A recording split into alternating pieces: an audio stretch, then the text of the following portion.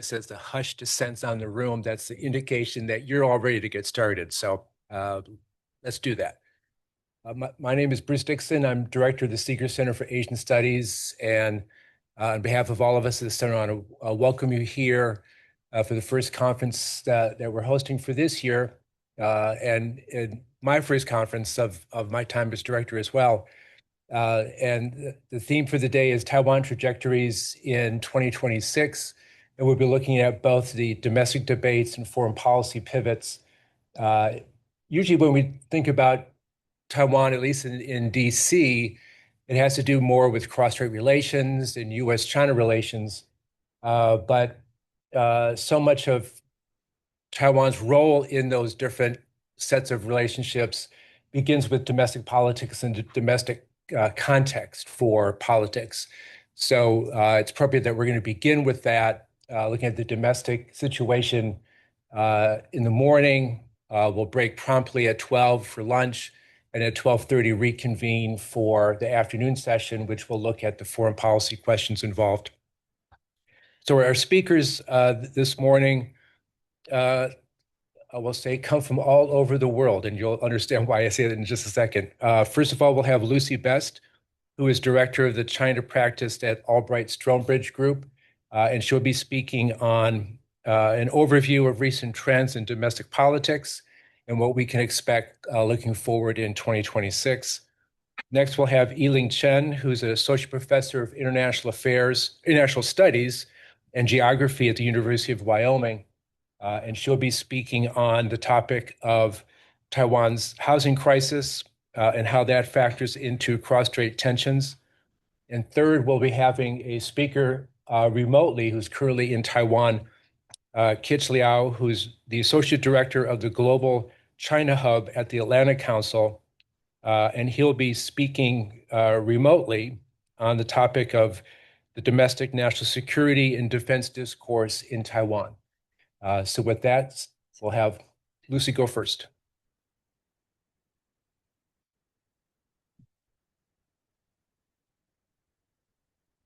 All right. Hi, everyone. Thanks so much for being here today. I'll start off with a brief overview of 2025, and then we can get into 2026 and what we might be able to expect then.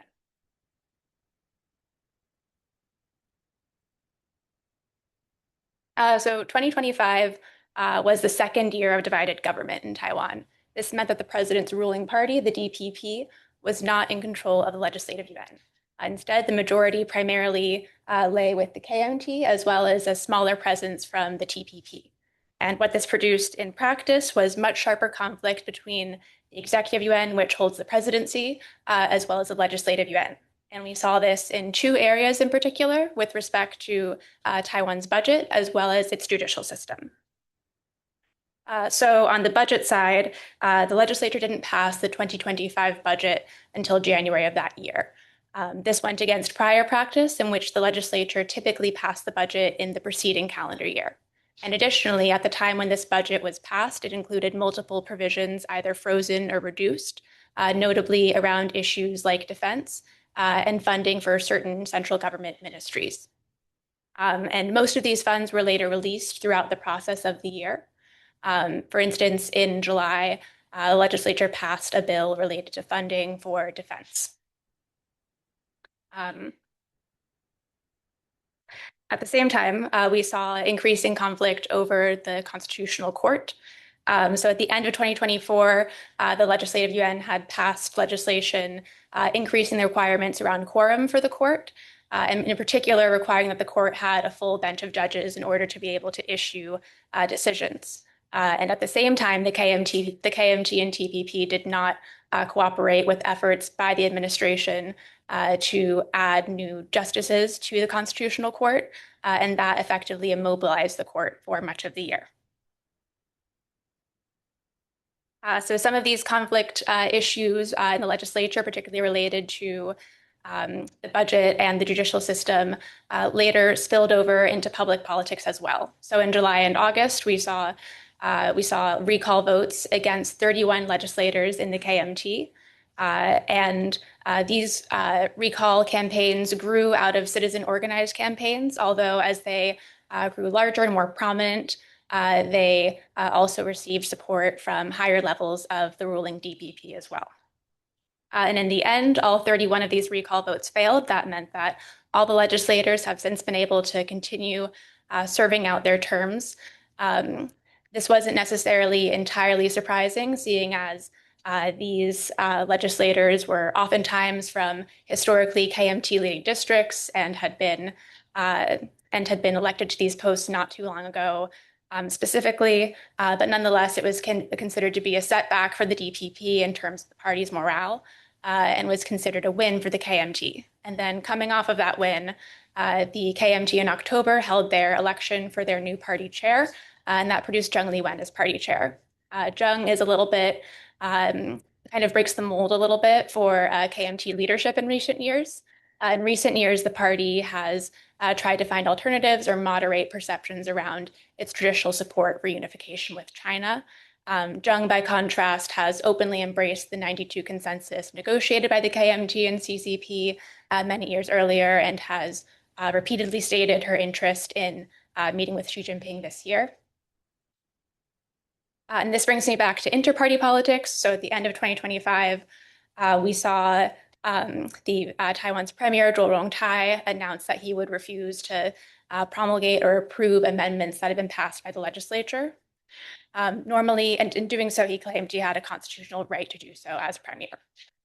And normally, the Constitutional Court would adjudicate these kinds of issues. But since the court had been effectively immobilized by these regulations passed by the Legislative Yuan earlier, many interpreted this as a sign that the administration was trying to either make the court cooperate with approving new justices for the court, or was trying to make the legislature and the opposition recognize that there was, in theory, a chance that the premier could have an absolute veto over any legislation that they passed. So at the end of 25, what we saw was what increasingly looked like a deepening constitutional crisis, including the executive, legislative, and judicial yuans. And then, in particular, at the end of 2025, we saw the legislature move to initiate impeachment proceedings into not just the Premier Zhuo, but also into President Lai Ching-te as well. So this brings me to 2026. So at the beginning of the year, we saw impeachment votes start related to, we saw impeachment proceedings and hearings around impeachment begin for President Lai. And the legislature has set a prospective date of May 19th for that vote. Although the opposition was able to initiate a motion to impeach Lai with a simple majority, they would actually need a 2/3 supermajority in order to actually impeach Lai. And this would not be possible unless members of Lai's own party defected to support his impeachment. So this means that this is likely very politically unlikely, although it's possible that we'll continue to see headlines and news related to this leading up to May. And then another issue that will be front and center in Taiwanese politics in the beginning of the year, the first half of the year, is likely to be Taiwan's budget. So at the end of 2025, the executive yuan proposed a budget to the legislative yuan, and the legislative yuan still has not referred that to committee. The opposition and legislature would like to consider it in a piecemeal multi-step process, whereas the executive yuan would like it to be considered all as one measure. The opposition leadership has stated that they'll be focusing on funding around defense issues in their first budgetary session back from the Lunar New Year holiday. So if some of those issues were addressed around defense in particular, it's possible that we'll see some of the gridlock ease up around non-defense related funding provisions.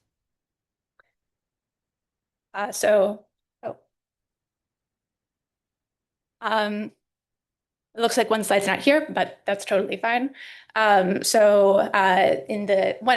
reason why both of the opposition parties might like to have the budget settled by the first half of the year is because Taiwan's local elections are going to come up in the second half of the year, and they're scheduled for November 2026 specifically. So Taiwan's local elections tend to focus on issues like economic management, provision of services, and less around national security issues. Historically, the DPP has not performed as well in these races, and the KMT has performed much better.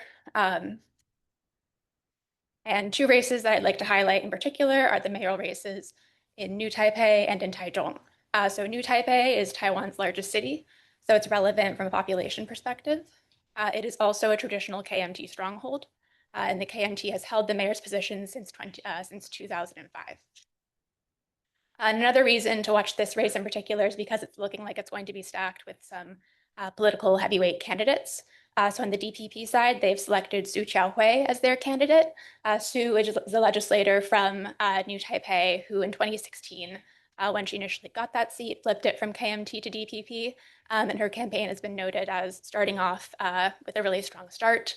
On the KMT side, the candidate is likely to be Li Sichuan. Li, until very recently, was a deputy mayor of Taipei. He also previously worked under current Speaker of Legislative Yuan, Han Guoyu. And then he additionally has received some support from outgoing New Taipei Mayor Ho Youyi. And Ho additionally was the party's 2024 presidential candidate. So altogether, a pretty strong lineup of political heavyweights in support of Li.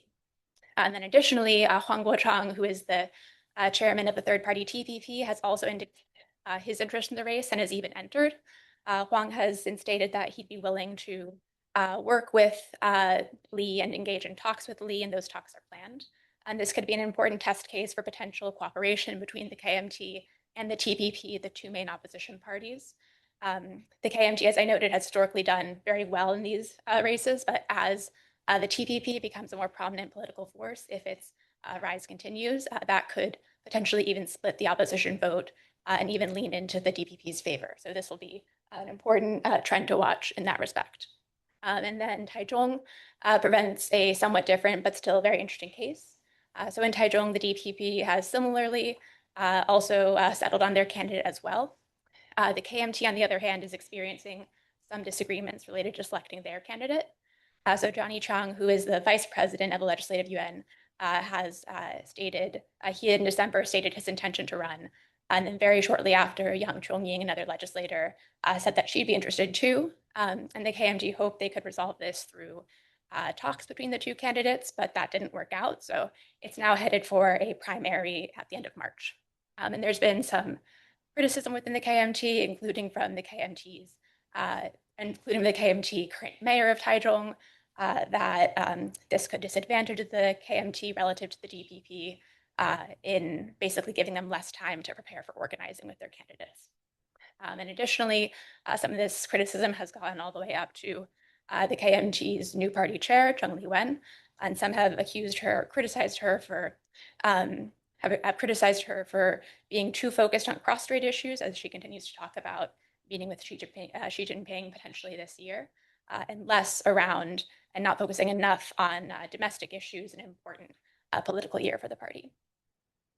So altogether, I think that these two races form important test cases for things like the KMT and the TPP and their evolving story for potential cooperation, as well as the KMT and some of the issues that have potentially been flagged that could come up for the party since Zheng Liwen received the party chair race. So it'll be important to watch all of these races as an imperfect, but still kind of the best that we have barometer for sentiment towards the two parties heading into 2028, which is when Taiwan will hold its next presidential election. Thank you.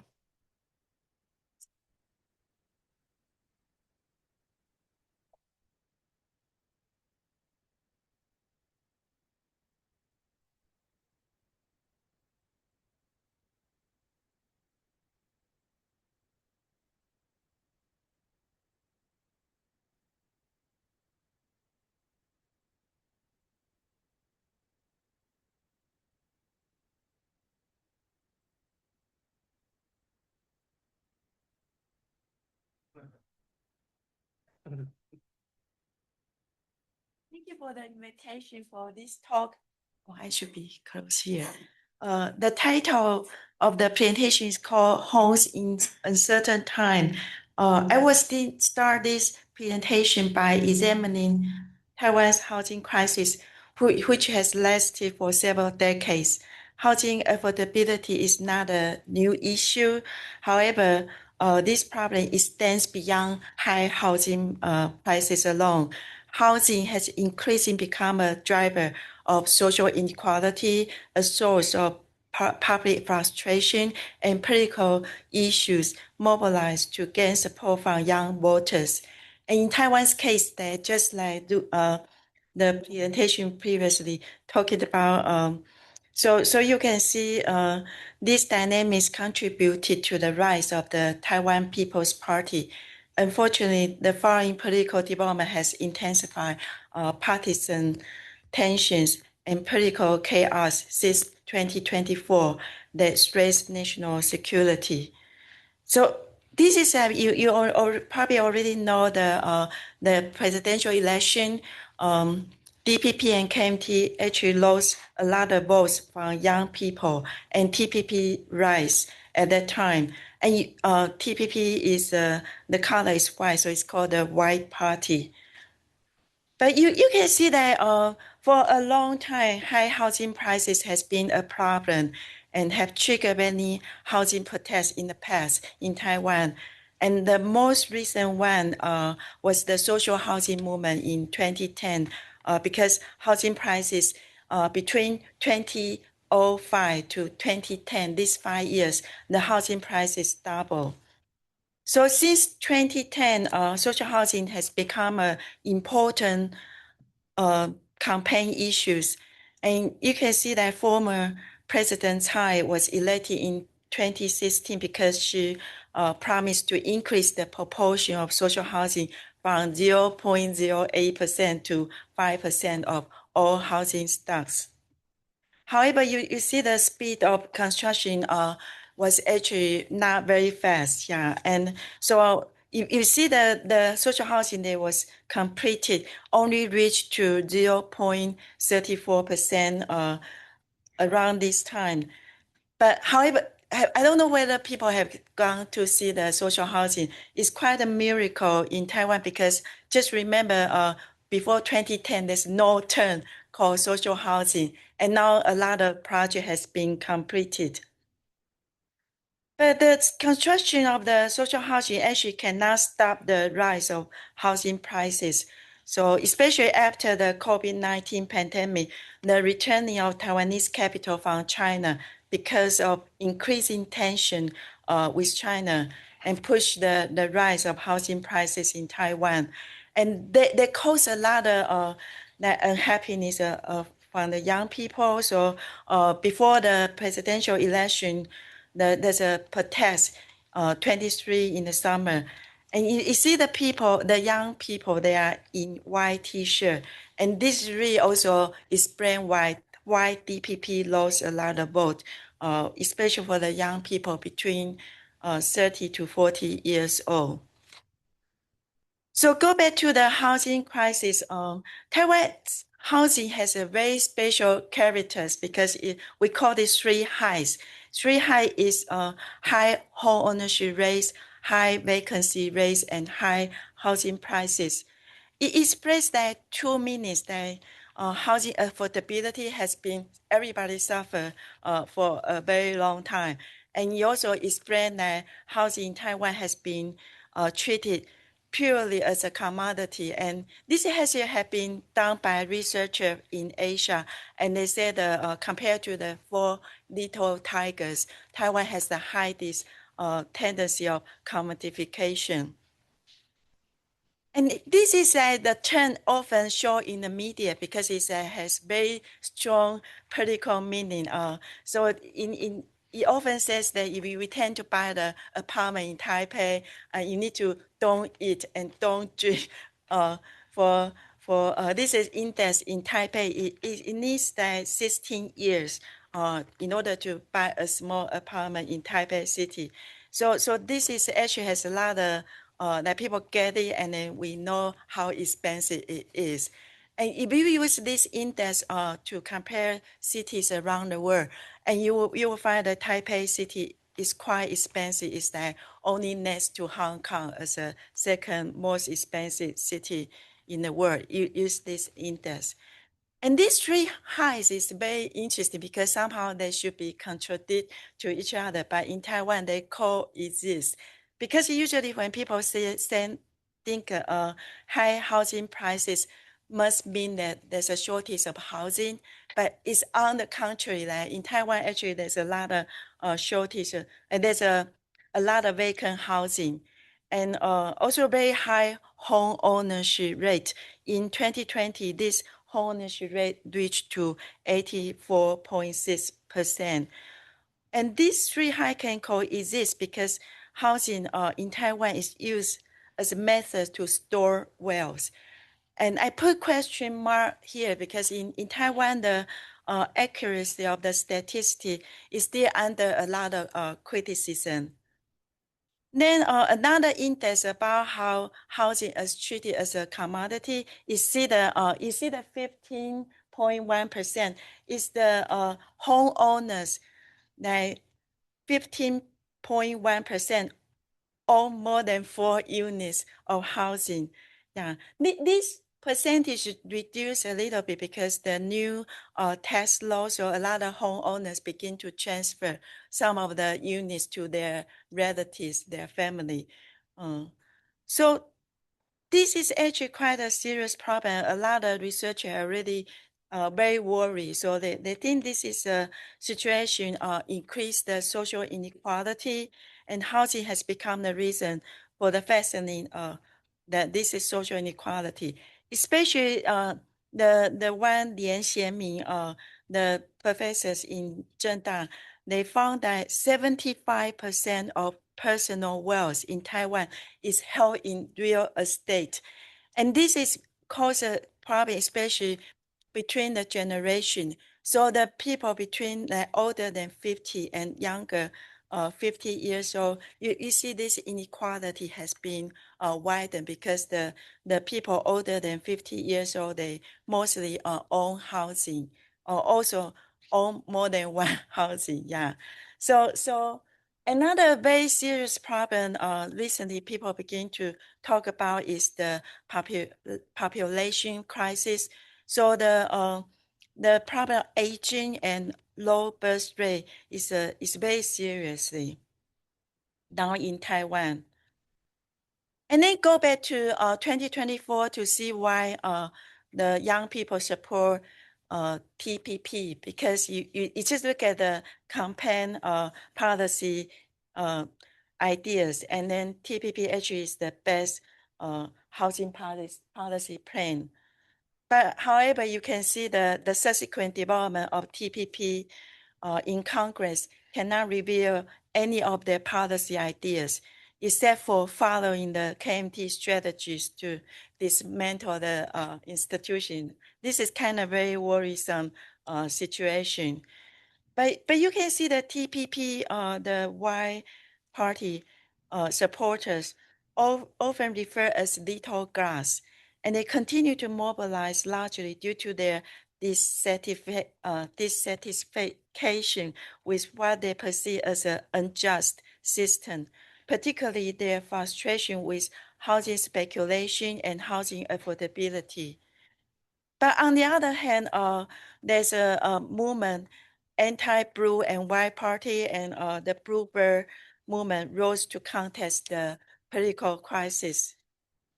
So what will happen in 2026? I think it's a kind of somehow for the housing movement people, it's quite a happy news. A few weeks ago, Housing Act was successfully revised. Although this modification is very modest, and the revision represents a small but meaningful step for Taiwan's housing movement toward greater transparency and fairness. So there's a 6 topic they passed, and this is really greatly increased the the fairness of the housing policy. I won't go into the details, but if you are curious, I can explain later. So then, but it's interesting because this issue has a very broad social support. So three parties all support the revision. So this is one of the happy news, yeah. But however, you can see the tension across the strait and new policy in Taiwan constrain the housing loans. Housing transaction begin to decrease, and they also made the housing prices drop a little bit. So this is actually quite a like good situation. However, there are several political and economic factors they slow down the market in the past year. There's a lot of you see the AI boom or bubbles and the tariff agreements. Also, there are several housing policy. They gradually want to control the speculation. It's not a big step, but they did it very mildly to control the speculation. And coast-strait relation is a big factor. And also the market supply play a role about why the housing prices drop a little. But the recent news is still very expensive because the reasonable proportion that don't eat and don't drink should be 6 to 8 times. Yeah. But until now, Taipei City dropped a little bit, but still so expensive. So in general, in Taiwan, it's 9 to 16 times. It's still too expensive for people to afford. And then the recent housing policy under Lai's administration, for the housing people, actually is a little bit disappointed about his recent change attitude because during the presidential campaign, he promised to build about 250,000 in 2032. But recently, he just said that instead of building more social housing, they want to slow down and they favor using the private market and private sector as the primary tools to solve housing problems. He suggests using private companies and organizations to provide rental housing through leasing and property management.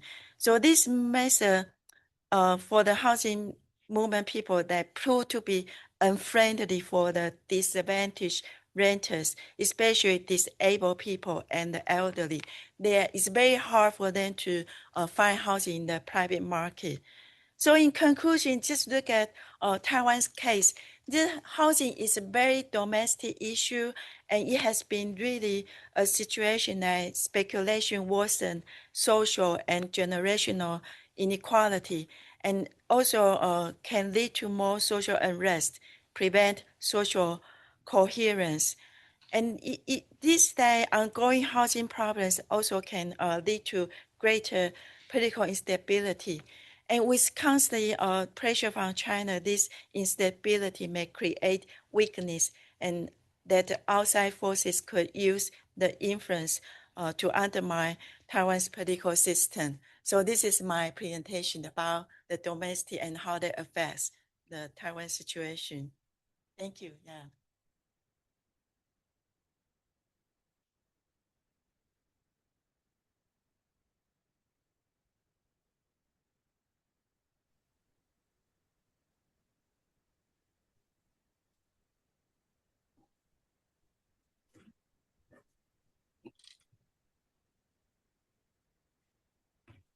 Hello? Yep, you're good to go ahead and start. Oh, hi. Sorry, just want to make sure that everybody can hear me. If you excuse me, I'll try to actually get the slides. Good morning, everyone. I hope everybody can see my slides all right. No. First of all, thanks to Gore Center for having me here again. It's my pleasure to talk to all of you about Taiwan's evolving security dynamics again. Apologies for changing the title a little bit because I think this might be more interesting, given a lot of recent events, basically from Trump talking about Taiwan's defense bias with China to some of the lesser known events like US Taiwan setting up a joint fire coordination center in Taipei. My name is Kitch Liao. I'm an associate director with Atlantic Council's Global China Hub. I'm currently in Taipei, and you can't go to places without talking about, hey, is China coming in 2027? So I thought I'll use some of my time to bridge this panel with what we're talking about in the afternoon as well. So first of all, Bluff, we talked about what's important first, right? We talked a little bit about deterrence fundamentals are changing, like some of the stuff from NSS, from NDS to what Trump just recently talked about.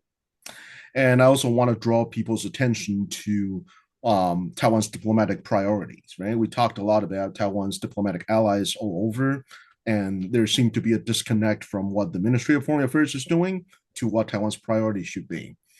The other one is important question I think that's really talked about, especially ironically, specifically in Taiwan's discourse, is what exactly deters China, right? Like you do all this preparation, but what exactly scares China? What makes China hesitate? Because I think that actually that's relevant to what we're talking about later on Taiwan's and U.S. efforts. And I want to spend the bulk of our time talking about why the current conventional deterrence is still inadequate. And I'll be diving into some details, hopefully not seeing in some of the papers and stuff. We can go deeper than that. And my final thoughts, and it'll be something that basically goes through the entire briefing, is we got to think about beyond deterrence by denial, the famous book by our current Undersecretary of War, Eldridge Colby. And we'll talk about that once we get to the deterrence for China as well.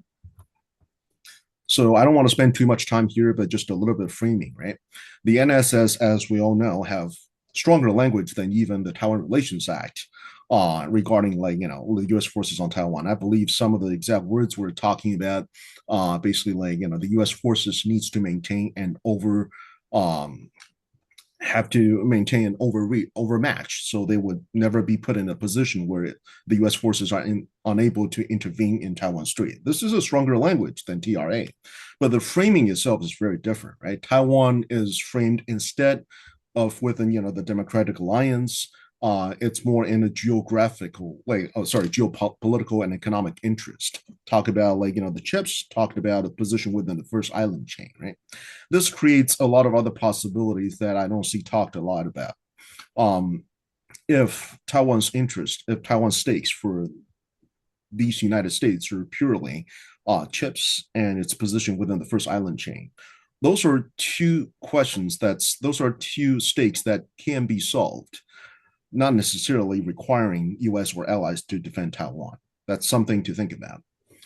And that flows nicely to our panic over NDS, right? Like I've mentioned about Taiwan. But however, on this particular instance, I do believe it is a little bit of a much ado about nothing. Because if you look at what the NSS and the NDS has been doing, they are trying to rewrite some of these capstone documents to be more readable. So I do believe the fact that Taiwan is not mentioned does not actually contradict what NSS is talking about. But then again, we actually have no idea what Trump's position on six assurances is. There's a lot of posting recently talking about, hey, six assurances talked about the U.S. does not, promise to console China in the event of Taiwan, for the sales of arms to Taiwan. But then again, that does not preclude the possibility of talking to China, isn't it? A lot of these languages, I believe, are basically made up, basically established to allow the administration, to allow the U.S. government in general maximum flexibility to basically to institute these policies in the national interest of these United States. Now we can talk a little bit about what deters China, right? Because that's the central question here, specifically regarding the stakes, the topic of Taiwan.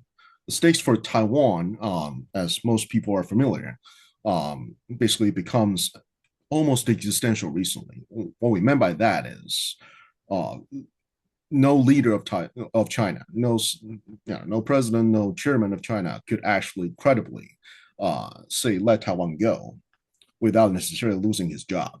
So this has become an obsession on the CCP's part almost. It goes into the deep core of its ruling legitimacy. They can drag this on for a little bit, but this needs to happen. This sort of a deadlock. Even if they want to back down, they probably couldn't. So that's some of the best minds across both straits has been thinking about that for the past 50, 70 years. And the best everybody could come up with is to drag this down the line. And so that's very important to understand before we actually proceed. Like what are we trying to deter? We're trying to deter the immediate action of China trying to invade Taiwan or to conduct coercive operations against Taiwan in the hope of winning the people over or coercing people into a surrender. Now, what is China actually scared about? Like, right? That goes to talk about like traditionally, it's more about words than action. They always respond more to U.S. rhetoric than U.S. action. And that's a very interesting point because what we see in this Justice Mission 2025, December last year, is something a little bit different. The CCP's understanding of basically of what deterrence is could say like we're more toward uncertainty than certainty. What does that mean? When I talked about uncertainty, I'm not talking about risk because risk is quantifiable. You can mitigate, you can transfer, you can accept risk. This is something like you can, it's within your control. Uncertainty, it's about something that's you're literally placing a blind bet. And for CCP, for a lot of the time, due to this Marxist-Leninist belief and the scientific discourse of social sciences, they believe they can very accurately, basically forecast a lot of things on the military realm, right? Like POA's fetishization of almost military simulation operations research means they believe they can control everything. They can control every aspect of an escalation. And that even plays into like China's war control theory. They believe like, war control should not just be used to stop wars. They could be used to very accurately gauge escalation to achieve national goals. And that's why uncertainty scares them more. And that also plays into China and especially CCP's focus on information for the past 20 years. Information means everything, means digital information, means what people think, means commanders' intent, means, like basically traditional psychological realm, what people think, what public opinion thinks. And so all of this is to say that if you were able to impose a sort of uncertainty toward China, while traditional, that might provide a higher level of deterrence than not. But 2025, the Justice Mission provides a very interesting a position to this view, because that is not to say that China would not be deterred by the certainty of a conflict, right? That's within their calculation. They can change their calculation based on that. A very interesting case as we see here. What do we see? In 2025 Justice Mission, there is a gap to the east of Taiwan. Why is there's a gap?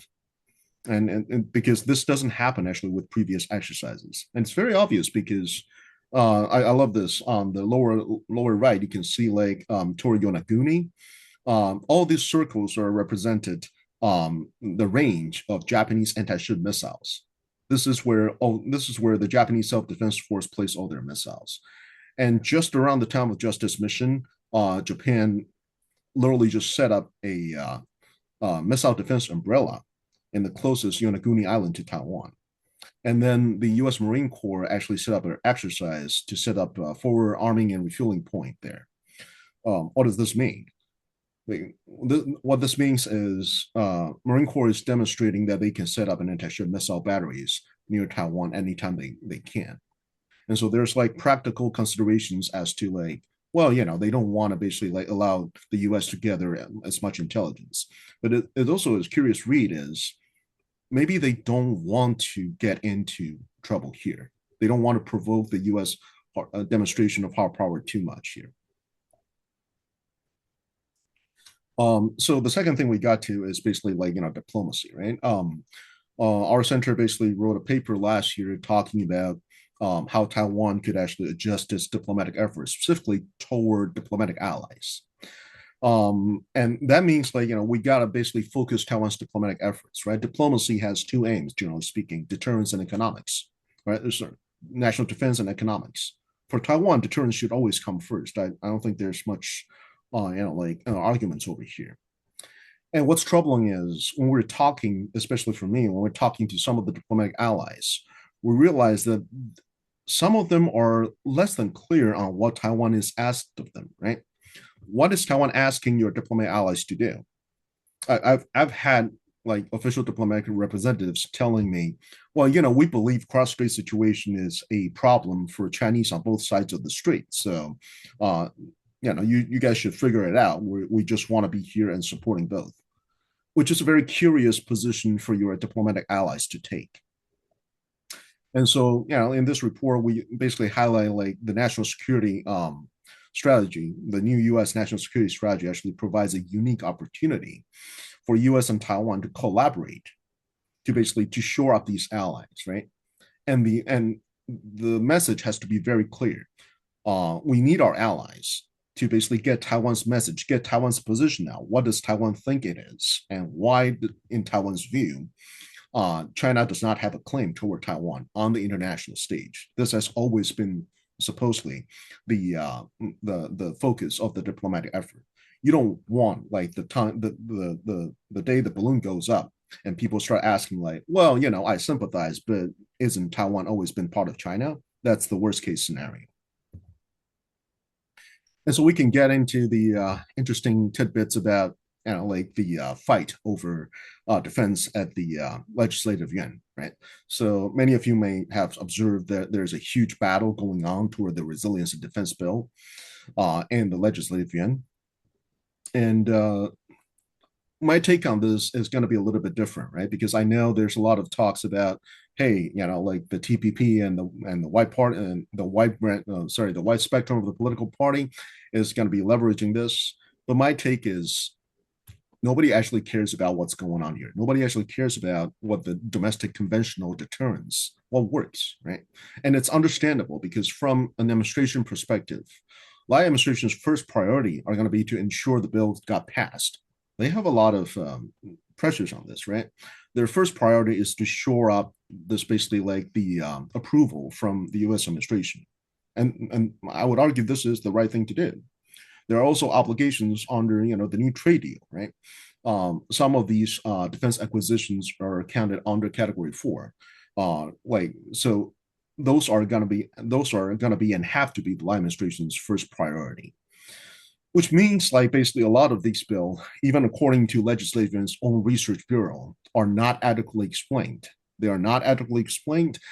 They're not adequately communicated.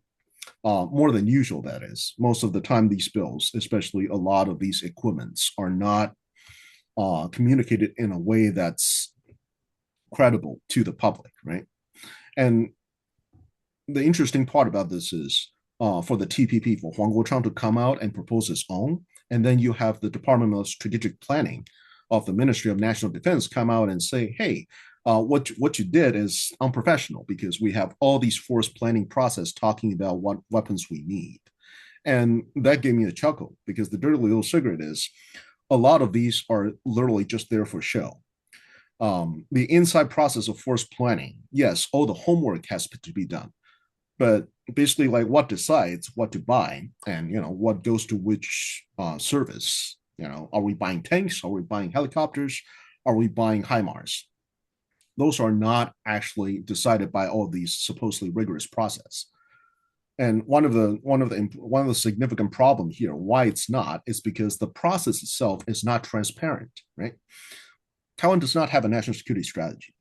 Yes, they did modeling and simulation, but there's no public versions of this. Like even when the legislators wants to basically get information to supervise this, they often got stonewalled. So who's actually looking at this and says like, hey, I don't think this is right.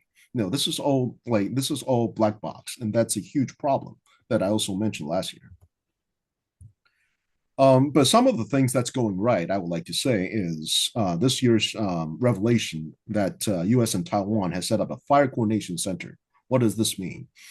Um, so Taiwan's largest military exercise for the past 20 years, right? Hanguang exercise.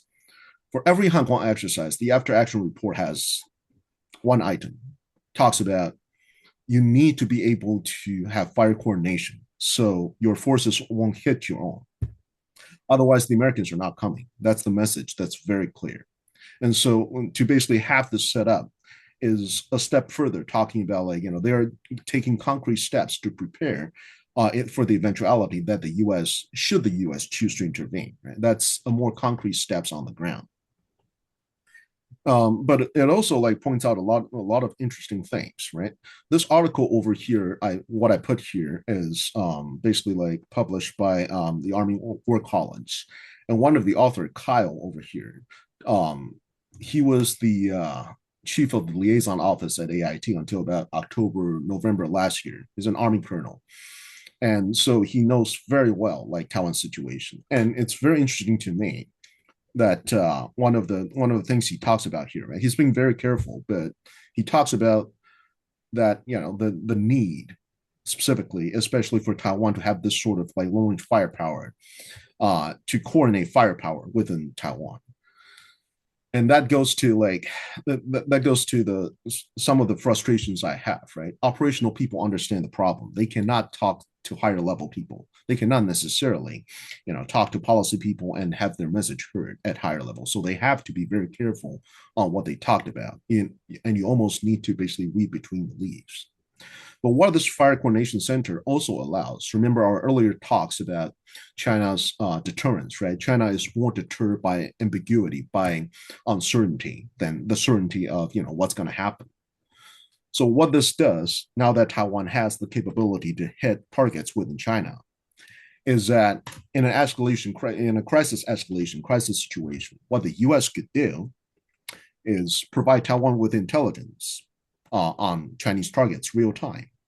And then we could come up and tell China, hey, I don't know what Taiwan's going to do because, now that I've given him intelligence, and this is only to basically because you've taken the concrete steps of escalating the situation. So that might be a good way to basically stop escalation in its tracks using what actually scares China, uncertainty, right? This is not a calculated risk. You don't know what Taiwan's going to hit. You don't know what targets Taiwan could conceivably take. And so, I want to spend the bulk of my time talking about this. This is the Taiwan's conventional deterrence picture, right? Just an update. So last year's QDR, every 4 years, Taiwan has this quadrennial defense review, talked about some of the achievements. And, these are all tactical achievements, right? Some of the highlights are basically they finally talked about the rules of engagement will be set up and, specifically mission rule of engagement. What does this mean? This means facing Chinese provocation, right? The famous case of where Chinese drones flying over Taiwanese soldier guard post in Kinmen, and the soldiers were not authorized to fire, so they throw rocks at them. Hopefully, this will not happen. They have specific authorizations that they can respond to. And the other, huge steps forward in terms of basically tactical operational level is the introduction and filing, of tactical combat casualty care. For the longest time, the Taiwanese military has basically abandoned battlefield care. Now they've gradually tried to build this up. And these are efforts that's commendable efforts, right? These provides confidence to the people that's going to be on the battlefield. Because even though, your average citizens might not be aware of this, for people who needs to put their lives on the line, this is something they understand. They see that you've abandoned something that put their lives at risk. They understand. And this has an impact on their morale, on their confidence. And so these are all good developments. Now, but what we don't see due to a lot of basically, media reporting and black box non-transparency. So we have a lot of descriptive words. What do I mean? Decentralized command. What does that mean? In the U.S. context, in Western context, that means hopefully, your squad leaders, your lower level sergeants could actually lead your troops in independent operations, even if they are not within radio contact, right? You would have certain areas you can do whatever you want. You would have certain targets you want to go to. That's the ideal situation. But that's not what they're doing. That's not what the Taiwanese military is doing, right? When they say decentralized command and they empower the lower echelons, what that means is, well, initially, if China hits you, this is your area of responsibility. You need to basically ask the highest level of possible command, which is the general staff, whether chief of general staff, whether you can hit back before you can hit back.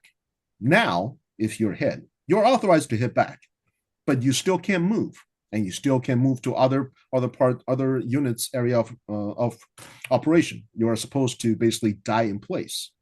And so these are just less than ideal, right?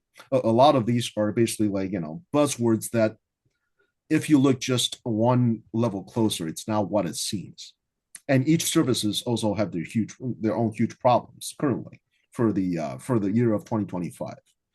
And one of the things that people might not be aware of, but I think it's a good thing to know, is for a year up until about 2020, the end of 2024, 2025, Taiwan has not shown U.S. advisors all its war plans. That begins in about 2025. And so, now that U.S. advisors get a chance to actually see what's going on, there are severe issues, right? And they're working this out. It's all in the good. But still, like, the situation is far worse than what's publicly known, right? For the Army, now that, you have a reserve, now that you have people who called up to basically like to act as a reserve, that's good, because before this we only have first line defense. You don't have operational reserves to support your frontline troops once they're pinned down, once they're broken, once you've established where the enemy's main thrust is going to be. Now the problem is, even if you call up all reserves, your operational units, your reserve units, are at 55% strength. What does that mean? By NATO standards, that means a unit is destroyed.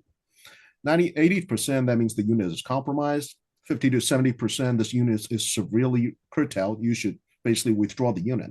50%, this unit is not combat capable.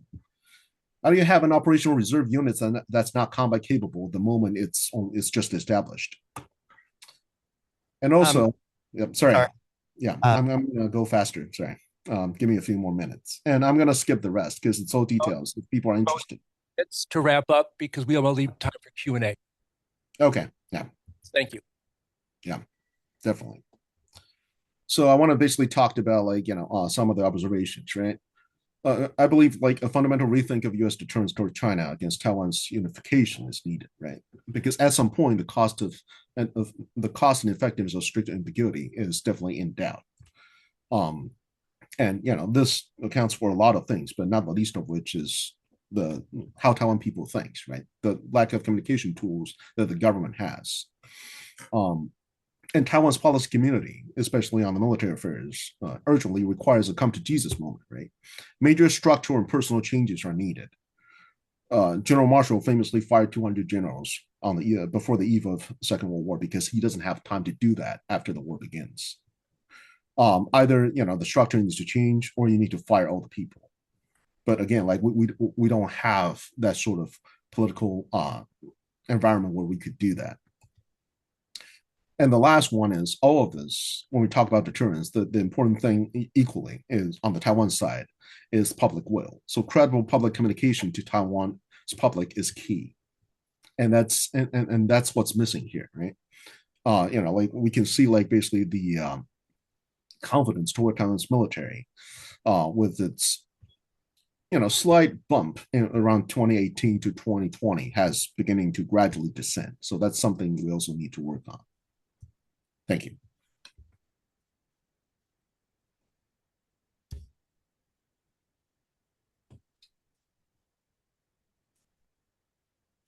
All right, so we had three very rich presentations. So let me open the questions with one for each of our panelists. So Lucy, you described the effort to impeach the president. Could you tell us a little bit more what the actual charges were, what he was accused of that was leading to impeachment? And Elaine, say a little bit more about the international dimension of the housing crisis, since this has been going on for decades. what is it now that ties in with either cross-strait relations or U.S.-Taiwan relations, how that factors in. It was, you mentioned it, but I wasn't quite clear on it. And for Kitch, kind of bringing it back to the domestic side of things, in December, the U.S. announced, I think, the largest arms package sale to Taiwan. Given the divisions within the political system, will the legislature actually approve the funding to buy those arms? So, Lucy, we'll start with you. Sure. So in terms of the impeachment charges, much of it was related to the specific actions by Premier Chua, that being considered an overstep of the executive yuan's abilities. And then additionally, I would say a prominent factor in the background was issues around defense. At the time that this was launched, the president had relatively recently announced a supplementary defense package. And I believe it was announced initially to international media without being very thoroughly previewed to the legislative yuan prior. So I think that built into the atmosphere as well in that decision. Well, how the domestic issue can be related to this international situation, and I think in Taiwan's case, it's actually come as a surprise because nobody saw the legislation yuan can be that detrimental to Taiwan's situation. So 2024, people realized the election. People just think this is kind of domestic issue, but later you realize how they did and how everything, at least every step, is really very harmful to the whole institution, and including the budget about defense. Yeah. So housing, I begin to worry about the future election because you found on the media and how this younger generation, how they are triggered by this unhappiness, and I think it can be very dangerous in the future if this problem can be solved nicely, because it continue to be a situation to make the voters unhappy and they choose the politician. Actually, is quite bad for Taiwan. This is how they are related. Thanks. Thank you. So I think, like, yeah, it's gonna pass. There's not much doubt that it's gonna pass. It's just a matter of when and how it's gonna take form, right? If you look at TPP or KMT's rhetoric, they're not necessarily, they know which way the wind blows. They're not gonna say, like, this is not gonna pass. They're saying, like, oh, we need to be reasonable. We need to talk about this and that. But back to how the sausages are made, right? This means, like, probably for TPP means how much political leverage I can get out of this. But my concern has always been, like, this is a poison pill, right? If you let this pass, and this will pass, what this tells the government is, no, I don't need supervision. I don't need to carefully think about what I'm going to do, what I'm going to buy. A lot of these cases have problems of their own. And so, it's going to pass, but it's not going to necessarily be good for Taiwan's defense reforms. Okay, great. So when you ask the question, 3 things. 1, wait for the microphone. Second of all, tell us who you are. And third, tell us who the question is directed to. So with that, up here in front.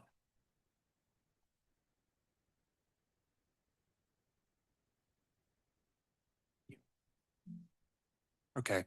Hi, my name is Michael Bilica. I'm an MAIA student at the Elliott School of International Affairs, concentrating in Asia. My question is actually towards Professor Mr. Liao.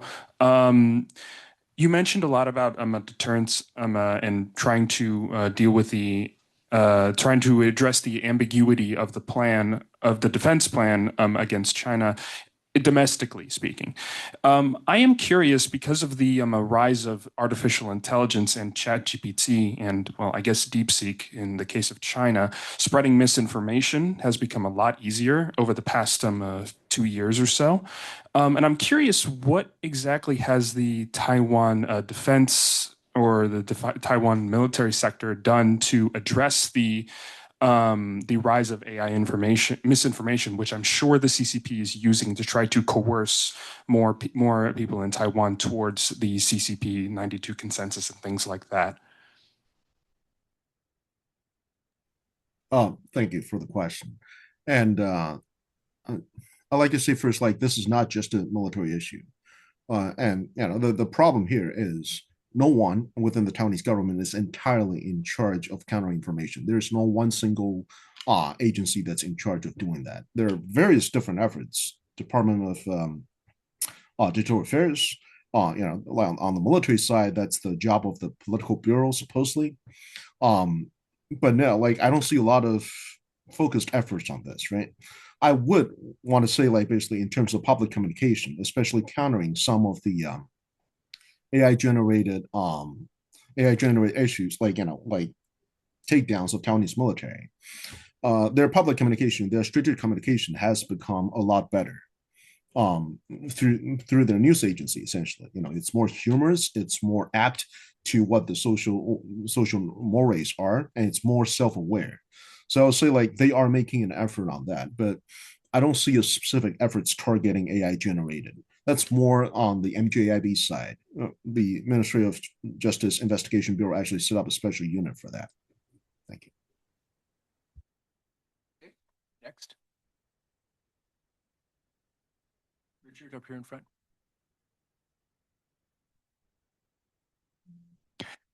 Richard Haddock, Assistant Director of the Seeger Center. Thanks so much to all our panelists for giving such rich presentations. I think my question could be for both Lucy and Eling.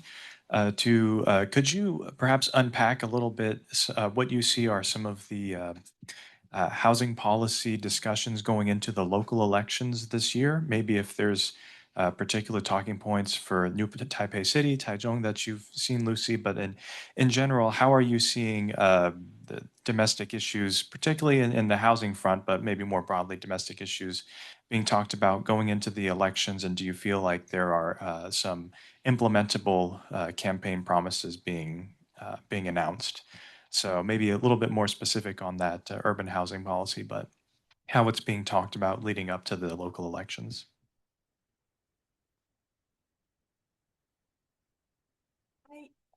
I still don't pay attention to this. I couldn't answer this question very well at this moment because I don't know those candidates, their political ideas. Until now, you haven't heard anything yet. Yeah. But you do, I think in a major city, this can be a bigger one. But for some other places, this is less important at this moment. This is so far I can answer. Yeah. Yeah, I guess one thing that I would add, I didn't look into the housing policies for those two candidates in particular, but I would just say probably a big factor in this upcoming election is on the messaging side for all of the parties, but especially the DPP, whether it manages to really lean into some of these economic issues. The party tends to perform better when it comes to things like national identity and even security, but that just isn't what is at the heart of like the bread and butter issues for these kinds of local elections. So I think that'll be a question as well that we'll see play out in the next few months, and also as the candidates and nominees are fully finalized.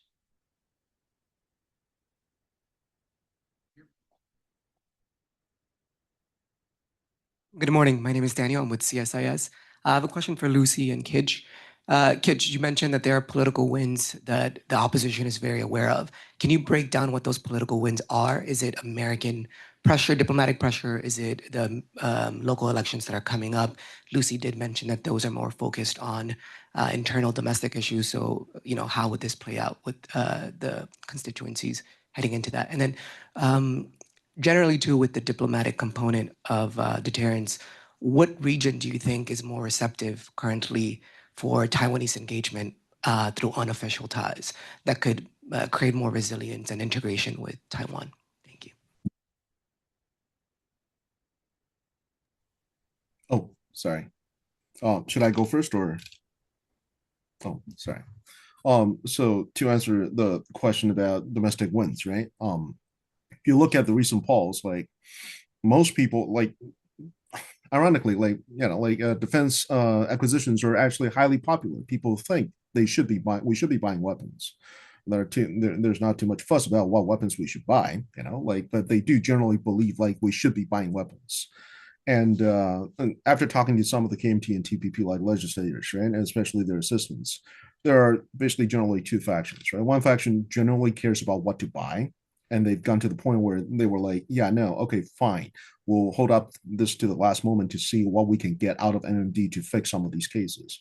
The other parts of this is, like they literally just it's literally more about political leverage, right? Like that's what we're not talking about here.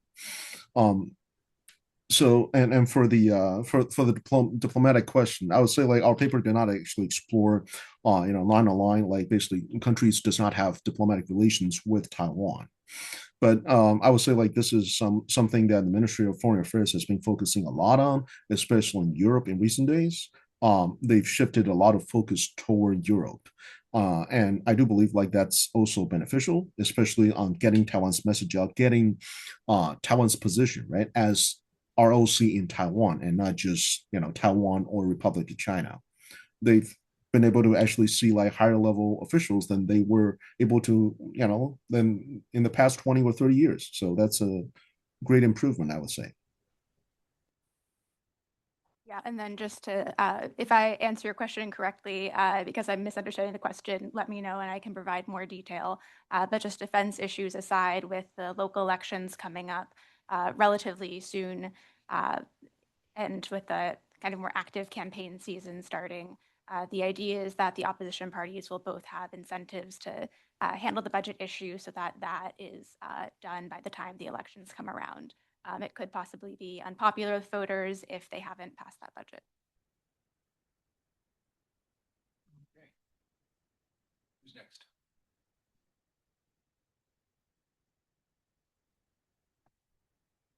Hi, I'm Cara Bilson, working for the Global Taiwan Institute. I have a question for Lucy.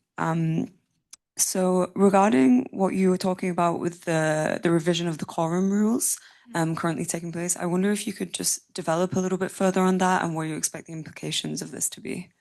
Yeah, so the specific revisions of the quorum rules that were passed at the end of 2024 were that the court had to have the statutorily mandated number of justices, or 2/3 of the statutorily mandated number of justices agree to a decision in order for it to stand. So there are 15 justices statutorily mandated for the Constitutional Court. And so that means that, therefore, 10 of them have to agree to a decision in order for it to stand. And then where the issue lies there is that Taiwan's Constitutional Court justices they serve one non-renewable 8-year term. So by the end of 2024, many of the justices were wrapping up their terms and there would need to be new ones added in their place. So as those outgoing justices left the court only had 8 justices. And that meant that it was effectively unable to render judgments under the laws that were passed by the Legislative Yuan. And then normally these kinds of questions about is this constitutional or not would be adjudicated by the court. But since at first the court didn't have, it only had 8 members on the court, they did not make a judgment on that initially. And then throughout the year, the court announced that it would begin to hear the case, even though in theory, they wouldn't be able to issue a judgment on it just based on the quorum rules itself. And then what we saw most recently is that out of the 8 justices who are currently still serving on the court, 5 actually have come out and started issuing judgments again. And the 3 that did not issue those judgments basically abstained with working with participating there due to the constitutional implications. So I think this is an issue that's quite a bit slept on in terms of Taiwan's politics. It gets quite procedural and it's oftentimes not the most shiny from like a headlines perspective, but I think it's a pretty big deal that the Constitutional Court essentially, there's this kind of like disconnect between the legislature and the Constitutional Court. So I think that the impeachment case kind of like gives the opposition something to do in the meantime while we're waiting to see the outcome of that. And so I think that this might be something that comes up a bit in the local elections that we'll see, but I imagine that we'll start to see the next step of how the opposition wants to navigate that happen after the May impeachment vote. Okay. Don't be shy.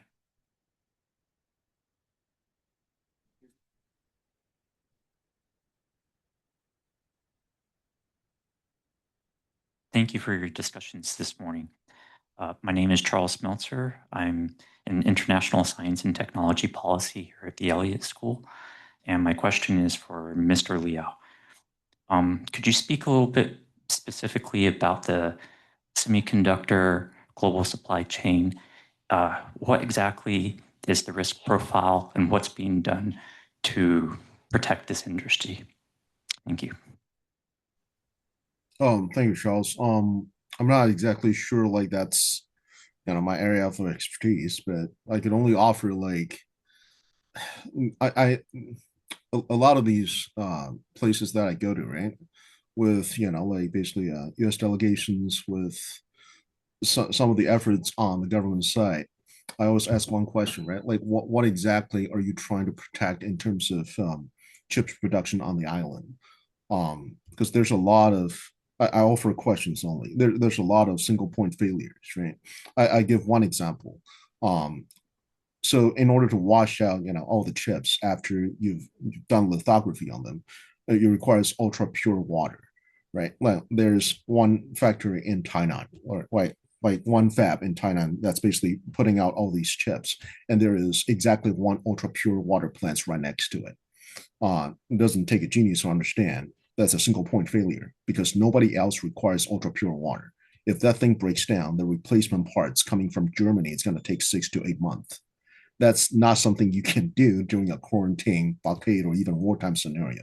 So what exactly is the point of this effort to secure the supply chain? So I don't have an answer for that. Sorry.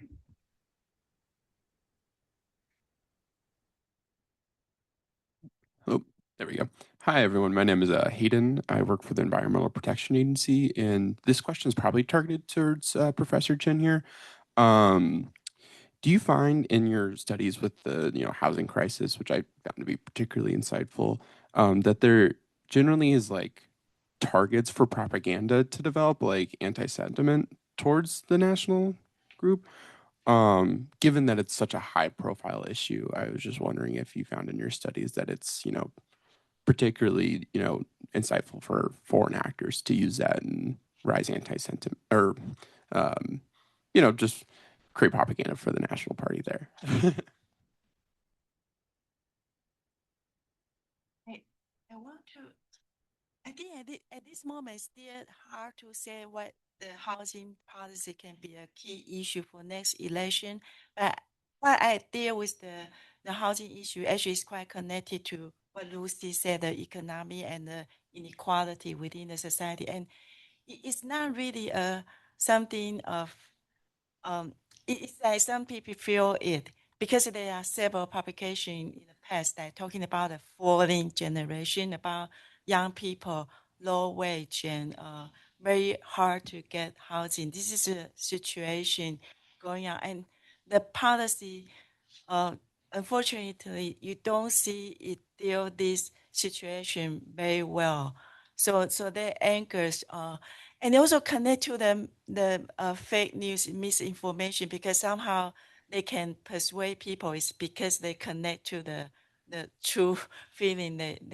So it's a dangerous situation because it's not necessarily true, but it really makes people hate certain party because they feel they are not good enough. Yeah, so it's hard, and I think this issue has been really developed in Taiwan for such a long time, so it needs a lot of effort to find a solution to deal with it. Yeah, but you do see Taiwan is an example. If you don't deal it well, and it become a national security issue in a democratic country, unfortunately. Yeah.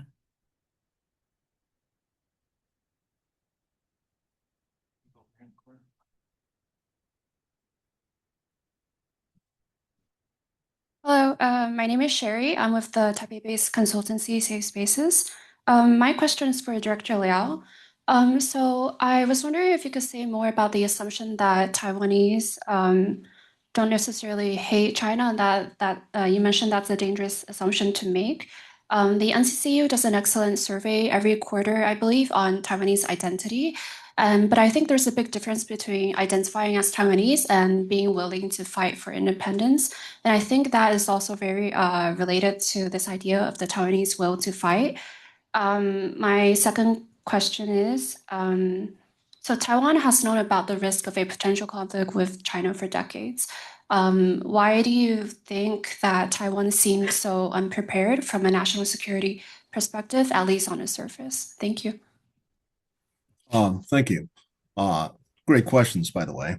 I like to say basically what I meant about the assumption is if you look at all the polls, and NCCU did great polls on this, but there's also another poll talking about like the general sentiment toward China. I don't know if you're familiar with that one. And it seems to convey the fact that there's more people dislike China than not within the Taiwan population. But I would contend like they forgot to ask a follow-up question, because the real question at stake is if China forces the issue, are you going to resist? Or you don't like China, but what are you going to do if they force the issue? I've heard this many times in the street corners, and my aunties and everybody, like a lot of people we talked about, right? Like they talk about, yeah, I don't necessarily like China, but I also don't want war. So maybe if we reasonably let them have some control over us, that might work out best. Like I don't have any very rigorous like academic studies on this. I'm actually proposing some on this one because I think there is a research gap in this area. But I do feel like that's a dangerous blind spot. And when we talk to Senate and talk to the House, they always tell us, hey, we think Lai administration is doing a great job. Taiwan has been at the top of counter disinformation and all this stuff, and they've been doing a lot. And my answer has always been like, well, do you guys remember like the body count system you've got in a war, right? It's really not about how much you've done. This is a war. Are you winning or not? And a lot of this is also relates to the fear that, hey, if we actually sit down and do the study, what if the results comes out and it doesn't look good? So that's a deepest seated fear for a lot of people that's not doing this study. Sorry, for your second question, could you repeat again? Sorry, I sort of lost that trend a little bit. It's kind of what do you think are the reasons behind why Taiwan seems kind of unprepared for a potential Chinese conflict? Right. No, that's a perfectly good question to ask. And I would say, like, first of all, let's go back to the time where selling weapons to Taiwan is the sole adjusting factor for basically for adjusting the deterrence across Taiwan Strait, right? And it's kind of crazy if you look at the defense budget in the 80s. The entire defense budget of the People's Republic of China, if you convert that to like US dollars in the 70s or 80s, it's almost the same as Taiwan's defense budget. So naturally, you can leverage the entire situation by basically controlling how much weapons you sell to Taiwan. Taiwan used to have a sort of a advantage across the Taiwan Strait in terms of military balance, right? Taiwanese jets used to basically do sort of a barn display across Taiwan Strait and like buzz like Fujian or Sichuan even. It's very different now, right? A lot of this basically like goes down to Taiwan's democratic processes, trying to neuter the military from interfering with politics.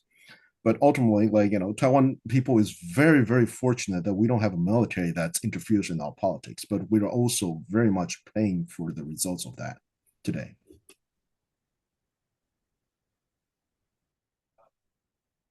Behind. Yeah. You had a question? No, I was just trying to. Oh, okay. All right. Over here then. Thank you, Mr. Liao. And I'm Junyu Chen from Ada School of International Affairs, and I'm focusing on Asian studies. And I want to know more about the Air Force, how to refuel and to reload the ammo for the air jets after they've been taken off to if the war happened. Because the military airports are the priority targets of these PLA, and what would be the possible like refuel or like reload locations for the Taiwanese Air Force to get prepared for the second round of strike after being like if all the airports are being taken off by the PLA missiles? And if there is a possibility that the Taiwan's ally will provide airports or supports to the Taiwanese air forces after, like, there is no available airports in the island. Thank you. Thank you. I'll go very fast. I know everybody's tired of hearing about this. But generally speaking, like Taiwan actually devotes a significant amount of its defense budget into planes, into jets. More than 50% of the defense budget goes to the Air Force. The justification is that the Air Force is able to provide a strategic uncertainty toward China. Once they took off, they could hit any targets they want. And, you know, it means China has to prepare a lot more. For one ways, there are 7 air bases. There's 7 different, you know, like places where they can land at different parts of the highway. Those are also come with, you know, runway repair teams all over Taiwan. And so the first thing that the Air Force did once there's a alert is 7 air bases, 4 aircraft takeoff, 28 jets that's going to go to China to strike targets of opportunity. And then the rest it goes into force protection mode, right? Force protection, you go to Taidong, you go to Hualien, and then you hide yourself under the mountains, and then you try to basically shorty from there. As for, you know, like landing in other countries, that's currently not in the books. Now, I understand like U.S. Air Force Futures A57 has been trying to talk to Taiwan about that. They said like, well, you guys got to go, but that's currently like not in the cards due to political situation. That's another problem with Taiwanese Navy as well, because Taiwanese Navy's plan is to sell all their ships to Japanese waters and just expect the Japanese to help them, which is not a good plan. I think we have time for the last question. Who wants to be the lucky contestant?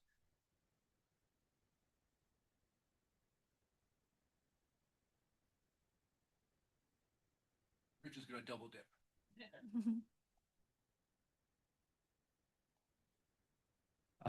Thanks again for great Q&A here. Last question, maybe best for Lucy, but open to all panel to address. Talking about in different aspects of all your presentations, TPP's involvement in different aspects of debates in Taiwan and looking into, again, local elections this year. But what are some indicators you're looking for regarding political party durability or institutionalization, as in how much of a future do you see kind of TPP having in electoral politics in Taiwan? There are plenty of third parties that have risen and fallen in Taiwan's political history and landscape over the years. So for this year in particular, are there any indicators you're looking at regarding durability or institutionalization of TPP? Thanks. Definitely. So I would say if the TPP is able to claim some more like chief executive offices, that would be kind of like a high level indicator of success. And then in some of the less high level races, if they are able to achieve more than 3 spots on local councils and they're able to create a caucus. So that's something that is a step where a lot of up and coming third parties in Taiwan have kind of tripped up and not been able to get past that. So I would kind of say both looking at these kind of like big ticket races as well as these council elections and if they're able to break through there. All right, so I'm going to go ahead and call the conference back to order here. Hey, everybody, thanks for sticking around. Hope you had a good lunch. And we're about to get into the second panel of our event today on Taiwan Trajectories in 2026. My name is Richard Haddock. I'm the Assistant Director of the Seeger Center for Asian Studies here at GW, and also the co-director of our Taiwan Education and Research Program. This is the first Taiwan conference of the calendar year, and we are always looking forward to putting events like this together because they do symbolize one of the key intentions of our center and our programming here, which is merging together research, policy, community outreach, and scholarship. And what we try to do here at the George Washington University is to build a holistic Taiwan studies program in which we support research fellowships, scholarships, curricular development, professional development workshops, and public programming, including the one today. Before we get started too, I just wanted to give a special shout out to all of our staff who helped make this event happen. Adam Bubinich, Mark Sheehan, Oliver Zelik, and Amelia Stinson. Without your efforts, events like these are not possible.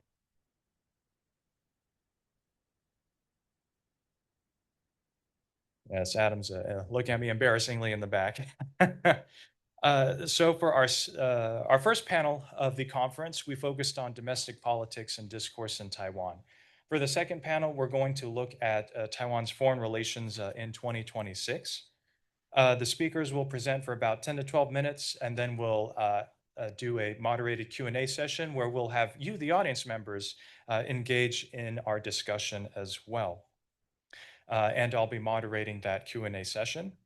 So for Taiwan's foreign relations and policy pivots, we have 3 experts here joining us, 2 in person, 1 online. I'll go through all of our bios here in just a moment, but just to give the lay of the land about the content that we'll discuss. First, we have Bonnie Glaser with the German Marshall Fund, who will be speaking on the most significant trends and developments in Europe that will influence the trajectory of Taiwan's foreign relations in 2026. Then we have John Tai with our very own Elliott School of International Affairs, who will talk about the US and Taiwan relations in the first year of the second Trump administration and beyond. And then we'll wrap the panel up with Leland Lazarus, who's joining us online, who will be talking about significant trends and developments in Latin America that will influence the trajectory of Taiwan's foreign relations. Now, to introduce our very esteemed panel of experts, Bonnie Glaser is the Managing Director of the German Marshall Fund's Indo-Pacific program. She's also a non-resident fellow with the Lowy Institute in Sydney, Australia, and a senior associate with the Pacific Forum. She's a co-author of US-Taiwan Relations, Will China's Challenge Lead to a Crisis, published by Brookings Press in April 2023. She was previously Senior Advisor for Asia and the Director of the China Power Project at the Center for Strategic and International Studies. Bonnie has also worked at the intersection of Asia-Pacific geopolitics and US policy for more than 3 decades. Next, we have Dr. John Tai, who is a Senior Advisor at Premier Consulting and also a lecturer here at the Elliott School of International Affairs. He's a course coordinator at the Foreign Service Institute of the U.S. Department of State, where he teaches courses on China and Taiwan. For nearly 12 years, he supported the U.S. intelligence community as an open source analyst. Earlier in his career, John had served as an East Asia analyst at the U.S. Commission on International Religious Freedom. He's also advised the Foreign Military Studies Office at Fort Leavenworth, and he's the author of Building Civil Society in Authoritarian China. Lastly, again, joining us online is Leland Lazarus, who holds a strong academic foundation in international relations with a bachelor's degree from Brown University, Master of Arts in Law and Diplomacy from the Fletcher School at Tufts, specializing in Asia-Pacific region and international organizations. He has extensive experience in national security and diplomacy, has held key roles such as Associate Director of National Security at the Florida International University, leading projects with the U.S. Southern Command, and developing AI tools to monitor China's influence in Latin America. Now, in our program online, you can read the full bios of our experts and get to see the wealth of knowledge and experiences that everyone brings, and what I know will be a very rich discussion in our second panel. So let's first have Bonnie present, then we'll have John, and then Leland will present online. So Bonnie, the floor is yours. Is this on? Yes. Okay. Thank you, Richard. It's always a pleasure to come back to GW and participate in your events, and you really do great work here on issues related to Taiwan. So I'm glad to see that you've taken the helm and are going to continue to steer the program here. And thank everybody else, of course, for coming. So I'm going to talk about Europe's relations with Taiwan. And first, I want to start by looking back a bit at what the drivers were of Europe's increase in attention to Taiwan. And I think European attitudes toward Taiwan really started to shift around 2020, and the global chip shortage following the pandemic really demonstrated the importance of Taiwan and in the semiconductor supply chain resiliency effort. Of course, 2022, we had Russia's full-scale invasion of Ukraine, and subsequently, which of course continues to today, China's ongoing support for Russia and its defense industry and ability to prosecute that war. And that really led to greater criticism of China and more support for Taiwan. There was increased awareness of what people started to refer to as the single theater concept. You know, what happens in the European theater affects what happens in the Indo-Pacific and vice versa. And I think it became widely viewed in Europe that even though Taiwan was geographically very far away, that what happens in the Taiwan Strait would have enormous consequences for Europe.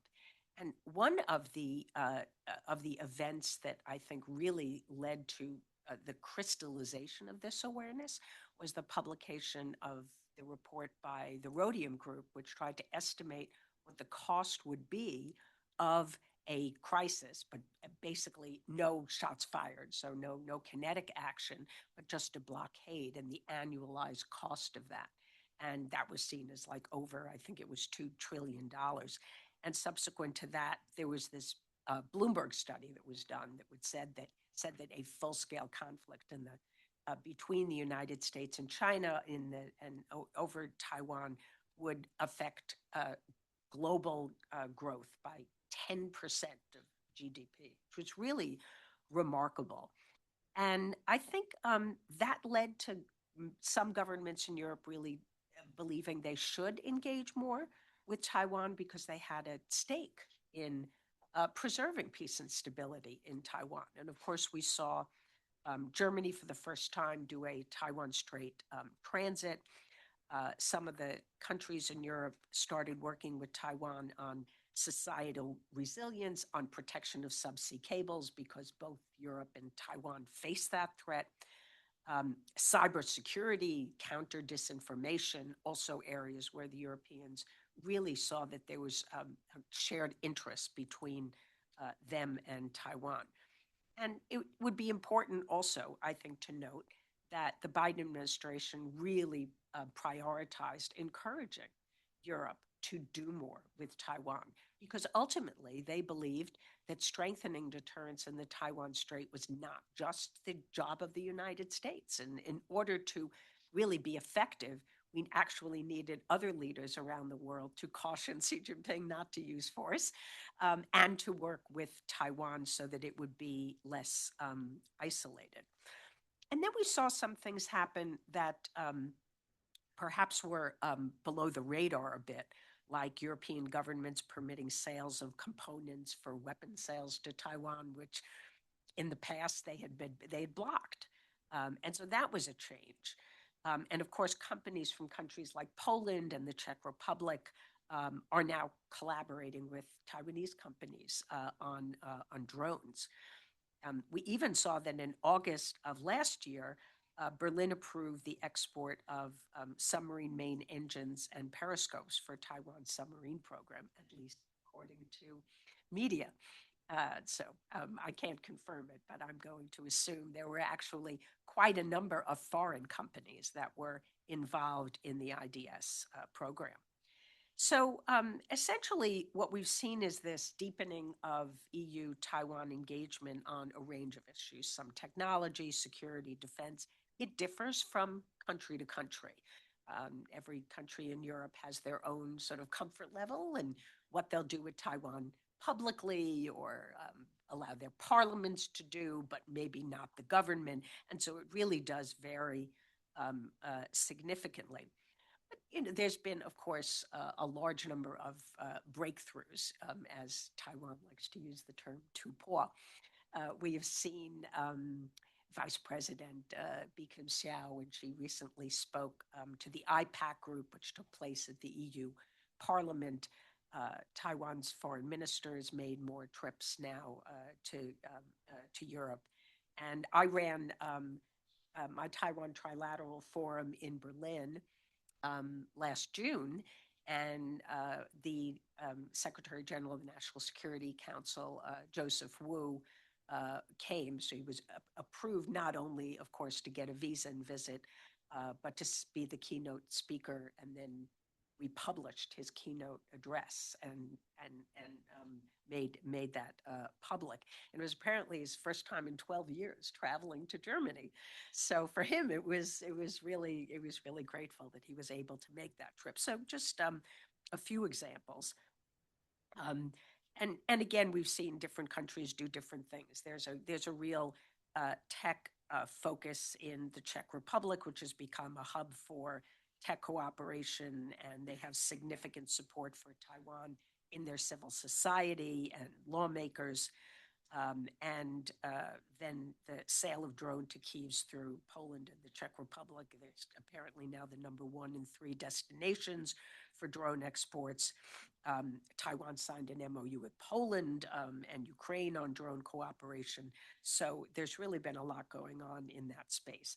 And then I won't go through all the things going on with the EU Parliament, but there really has been an increase in support for Taiwan. I'll just mention two, that the European Parliament passed 2 resolutions last year. One was the common foreign and security policy and the common security and defense policy. And this is like these implementation reports and all resolutions about criticizing China's distortion of UN Resolution 2758 and condemning China's military exercises around Taiwan. So the parliament itself is doing a lot more for Taiwan. So as we look forward, what are the events in Europe? What is likely to shape Europe's approach to Taiwan? And first, I would say that the EU's de-risking strategy overall, which of course is de-risking toward China, in key strategic supply chains, I think will create more opportunities for Taiwan's relations with Europe. There's a desire to reduce dependencies in critical sectors like health, digital, clean tech. And there's definitely, I think there will be more space for closer cooperation with Taiwan. We all know about the TSMC fab that's being built in Dresden. And there's other companies that have various tech cooperation. Second, I think Europe's evolving relationship with China is going to be a factor that will influence its approach to Taiwan. I think we have to be realistic about that. Some European countries are now seeking greater economic trade and investment opportunities in China. We recently saw UK's Prime Minister Keir Starmer took a big group of CEOs, and I think Merz is going next week, if I'm not mistaken, from Germany, and he's bringing the CEO of every German automobile company with him. But I do think that the Europeans will try to both expand their commercial relationships with China, but also continue to de-risk from China in the national security space and supply chains. So how they really balance that, I think, is a space that we need to watch. Another factor of Europe's relations with China that has implications for its approach to Taiwan is the fear of retaliation from China. And that remains a pretty central factor, I think, throughout Europe. Countries watched how China responded when Lithuania established the Taiwanese representative office in Lithuania, and they have looked at other cases. And after there were expansions last year of more senior officials from Taiwan visiting Europe, the Chinese started to push European countries to ban entry to Taiwanese officials and politicians. There was even former President Tsai's visit to Europe was criticized. So they're warning countries not to, to step on China's red lines. And so how countries respond to this pressure from China, I think, is also a big question. And then I think another factor is that Europe is, at this particular juncture, I think is increasingly focused on its internal challenges and the state of the transatlantic relationship. I didn't go to the Munich Security Conference, but many of my colleagues went. And even though Wang Yi was there and gave this big speech, the amount of time that was devoted to China or any Indo-Pacific issue was apparently minuscule, because they're really the bandwidth for other issues that are not related to Europe and its integration of its defense industry, and how they're going to deal with perhaps diminished U.S. willingness to support Ukraine. These are the front and center issues for Europe. So we'll see whether the bandwidth for Indo-Pacific issues will be narrower in the next few years. And then internal political dynamics, I think, on the continent will also be a factor, because national elections sometimes change policies. You know, we saw this, like, for example, in Slovakia, when in 2023, the new government opted to strengthen their ties both with China and Russia. And since then, the relationship with Taiwan has sort of lost momentum, which it really had. They've made such progress from 2020 to 2023. So there will be some elections this year, and so we'll see whether that is in Taiwan's favor or not, because we don't know. And then another factor, of course, which is related to this, is the overall contentious transatlantic relationship, where the Trump administration's policies on tariffs and Greenland and other issues may have implications for Taiwan as well. This administration, I don't think, is encouraging Europe to engage with Taiwan in the same way. We even had our Undersecretary of Defense for Policy directly tell the UK and Germany they shouldn't be operating their military assets in the Indo-Pacific. They should be focused on defending their own continent.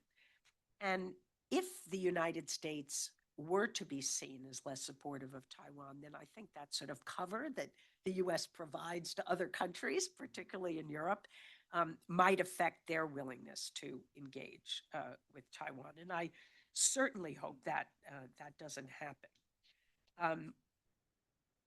There's also this trend of sort of strategic autonomy in Europe, which I think will also have an impact on how much they are paying attention to their own need to be more self-reliant rather than to be focusing on issues outside of their continent. And then the very last factor is U.S. policy. And I think that it does really matter for how Europe is going to approach Taiwan. And U.S. policy toward China, you know, is Trump going to be seen as hopefully not using Taiwan as some kind of bargaining chip? But I think if the United States is seen even as changing its rhetoric toward Taiwan, that can somehow shape how Europe talks about Taiwan, because we actually were coordinating really well with the EU under the Biden administration. They launched these consultations that were held on the Indo-Pacific and then separately on China and Taiwan related issues. And they used to talk about getting on the same page. And some of that language, of course, seeped into G20 statements. And Europeans were even privately amongst themselves at U.S. encouragement talking about what kinds of financial sanctions maybe they'd be willing to impose on China if force were used against Taiwan. I have the impression that this is either slowed or maybe isn't taking place. And so if the U.S. commitment to Taiwan remains strong, then I think we are more likely to see Europe be somewhat involved, although with the lack of sort of priority that the Trump administration is attaching to bringing Europe or other countries into the deterrence equation, that I don't know if Europe will continue to be as keenly interested and find the bandwidth to continue to engage with Taiwan. So that's it. Thank you, Bonnie. Thanks for setting the stage for our kind of world tour of Taiwan foreign relations in 2026. John, I'd like to pass on the mic to you. Thank you. Is it working? Yeah. It is, okay. Well, thank you, Richard, again for inviting me. It's always great to be here. I'm a GW person. I see a lot of current, former students. I was a former student. My teacher was the moderator in the last panel. And maybe he doesn't want to hear what I have to say, so he left. No, I'm just kidding. But in any case, it's great to be here, and thank you, Richard, and the Seeger Center for arranging for this. Yeah, and I think my responsibility is to talk about U.S. relations with Taiwan or Taiwan's relationship with the United States, which, being here in Washington, D.C., that's just a question a topic that I think there are many experts in the room, to say the least. So what I'm offering here is basically sort of my observation. And again, this relationship has a long history. There are a lot of drivers, a lot of factors, a lot of changes. It's very dynamic. So really to narrow the scope a little bit, because I'm not going to keep on talking forever. I'm going to deal into the weeds later on, but is really focusing a little bit about a review of the first year of the second Trump administration, and then sort of looking forward to basically some signposts, if you will, in terms of what are the things that might be happening that might impact the relationship between the United States and Taiwan. So the way I'm going to structure it is really easy. It's very straightforward. I'm going to talk a little bit about the U.S. first, the U.S. side of the equation. Then I'm going to talk about the Taiwan side of the equation. And then I'm going to, again, put up some signposts for people to consider. And, really looking forward to Q&A, people's ideas, perspectives on this. 2025, big year, very dynamic, exciting, enthusiastic. I'm still feeling tired from it. The second Trump administration came in, and really my observation is that this Trump administration, first of all, President Trump came into this time, he knows exactly what he wanted to do. He has learned from his first 4 years and also the subsequent 4 years.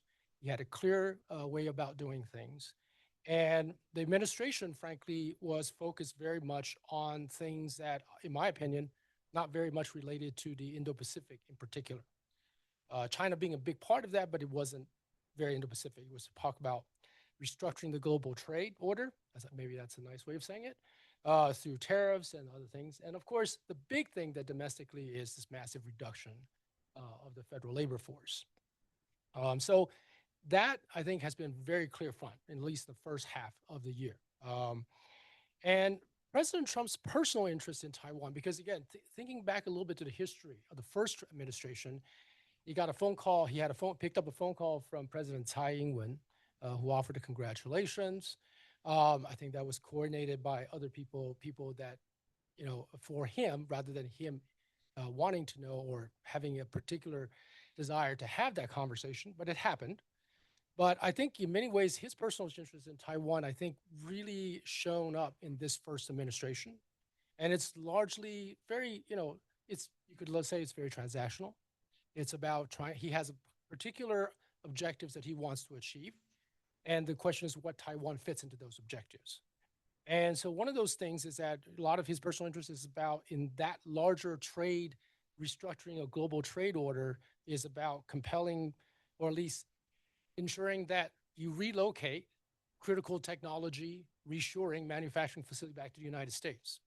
And Taiwan being the world's most significant semiconductor chip producer, that's a major issue for him, is how to reshore that particular industry. I mean, earlier, I think in the panel, someone asked a question about the global supply chain. And I'm sure that Bonnie, later on, if you do ask that question again, Bonnie can talk about that, because there's a European component to it, there's the US component, and Taiwan is one component. It's truly a global supply chain, right? And so from President Trump's personal perspective, it's about how to do these kind of things. And we saw that also recently with the investment agreement that was recently concluded. And I think they're about to sign it if they haven't signed it already, right? Now, his national security advisors, in that sense, has provided a little bit of which, in my opinion, sort of providing sort of that stability or status quo, if you will. Not a whole lot, but they're to basically the few that have talked about, and I'm mentioning particularly Secretary of State Rubio's comments, in which the idea is that they want to bolster U.S. security interests in Indo-Pacific, and they have reiterated that U.S. opposition to force change of the status quo in the Taiwan Strait. So this is very constant. I mean, there's nothing new, big change here, right? This is actually very much staying to that rhetoric, right? And then of course, earlier today, you heard about the national security strategy, the latest one that came out and actually was released in November 2025, but it was dated December 2025. So, I mean, no, wait a minute. It was, I don't know, whatever. It was a few days. It was like within a week, right? The Trump administration ended the year kind of with that release. And as Keish mentioned, it was linked very specifically Taiwan to the U.S. objective of deterring major conflict.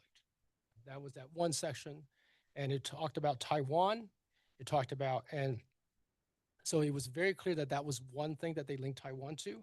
They also talked about right after that, now soon after that, you got the announcement of the largest ever arms sales package to Taiwan, which of course is, it's a big number.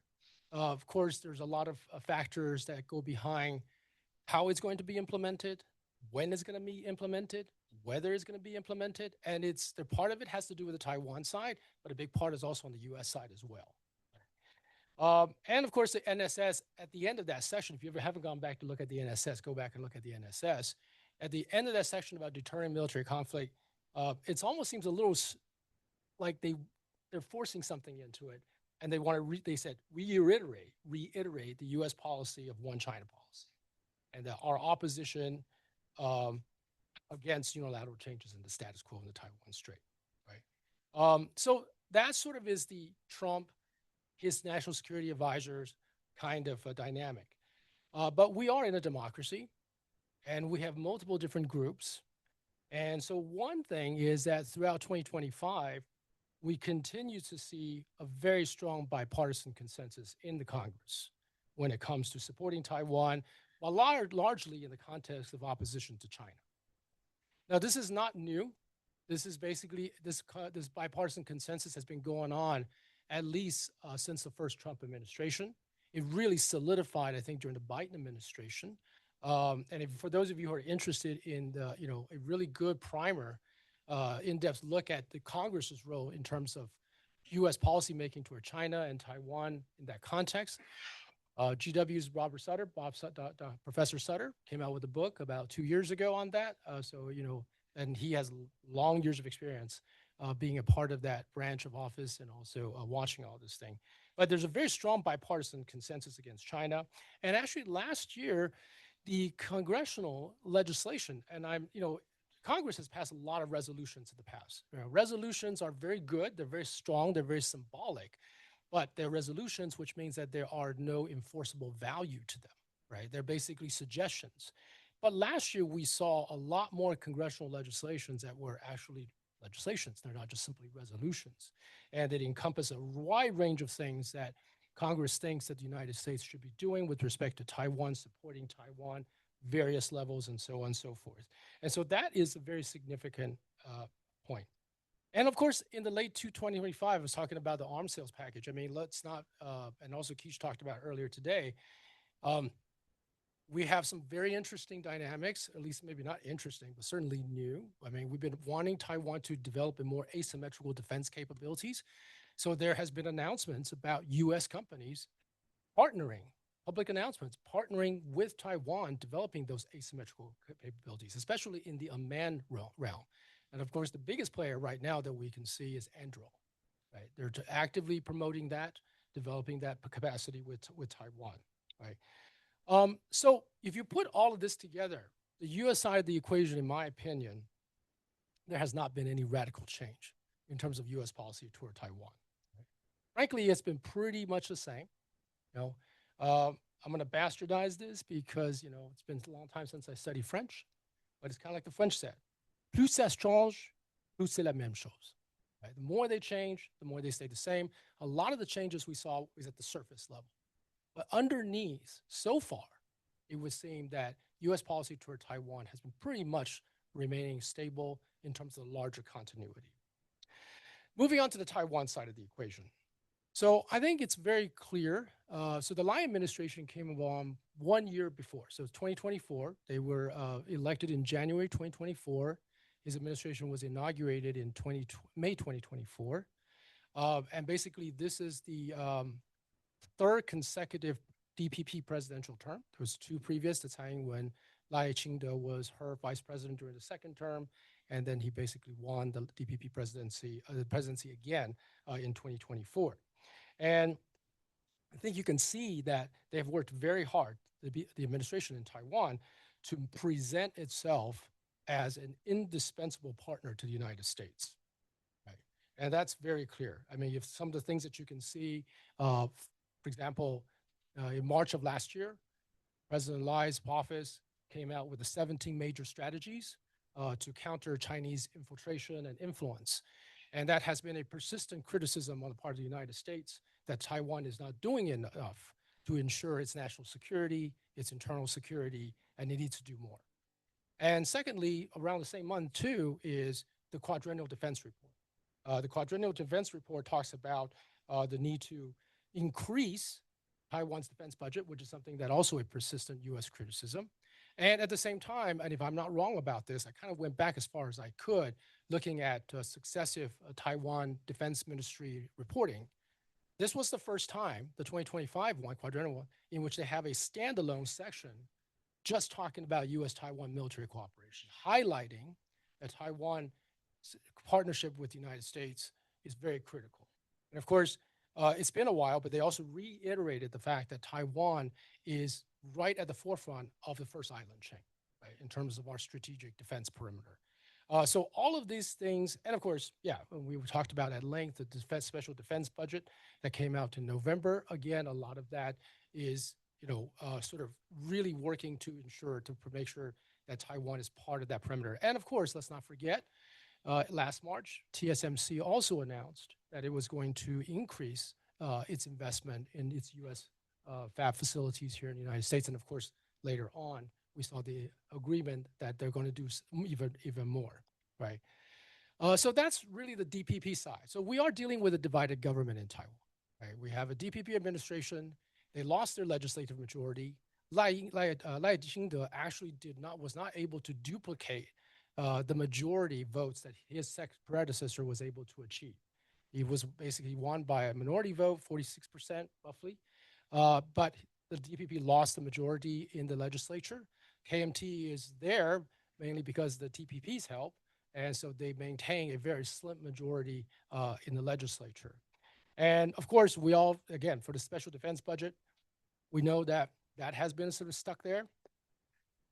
Opposition parties definitely have their disagreements with the Lai administration. That's putting it probably an understatement.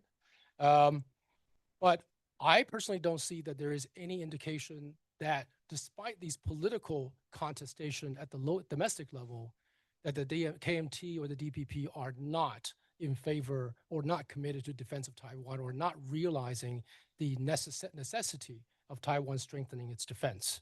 And I do think if you look back, 2024, the KMT presidential candidate, he had an article that was published in Foreign Affairs, in which one of the things he also emphasized right from the beginning was about the need to bolster Taiwan's defense, right? So I think that there is a commitment, joint commitment, that they need to do that, right? The question, of course, is about how to go about doing it, right? The specifics of it. And we talked a little bit about, I think you heard about a little bit about it earlier today. And so I think in that sense, from Taiwan's side of the ledger, they continue to see the United States as critical to Taiwan's security and economic well-being. However, different political groups within Taiwan will have different perspectives about how to go about doing it, mostly in the context of China, right? Well, how do they want to approach China? So looking to the future, a couple of things for everyone to consider. The big elephant in the room when it comes to any relationship with Taiwan is China. And the US-China relationship is hugely important in this context as well. Beijing will say forever that Taiwan is an internal issue. But I do believe that they know very well that when it comes to Taiwan, they have to deal with the United States. That's something that they just cannot ignore and hopefully go away. So with that, in that context, so the one thing that we're going to probably have to look at is the presumed, I think it's slowly, incrementally being confirmed, the April summit of meeting between President Trump and President Xi Jinping. I'm always a little leery, mainly because Western media gets ahead. Not to say they're wrong, but they get ahead, but the Chinese never talk about them until they're absolutely sure it's going to happen. But the Chinese media are thinking, notice that they're beginning to have some confirmation that this is going to happen. And so one of the things that's going to come up is what are they going to talk about when it comes to Taiwan, right? As Bonnie mentioned, is it going to be Taiwan going to be a bargaining chip? I don't think President Trump wants to raise it, but the Chinese will. And what does it mean by bargaining chip? It could very well simply be about compelling President Trump to adopt certain additional commitments, recognizing China's claims on Taiwan, right? So that could be something that will be something to look for. Another thing that I think came out throughout this conference is the intersection between domestic politics and foreign relations. I'm a political scientist. We generally divide domestic politics and international relations. Well, that dichotomy and division, if you will, there is more theory and reality. A lot of mostly foreign policies are driven by domestic considerations, and certainly international relations will affect domestic politics as well. And so in this context, you talk about Taiwan's special defense budget, right? Definitely will have a bearing on US-Taiwan relations, at least symbolically, politically, if not substantively. Now, we're going to have to see how the they're going to figure out how this is going to happen. Kish made it clear that he believes that it's going to happen. I have no reason to disagree with him. But I also understand that the TPP is putting forward their proposal. KMTs probably have their own proposal. How they're going to work that out? They're currently in Chinese New Year, Lunar New Year break right now, so nothing's going on. But they're going to come back, I think, next week.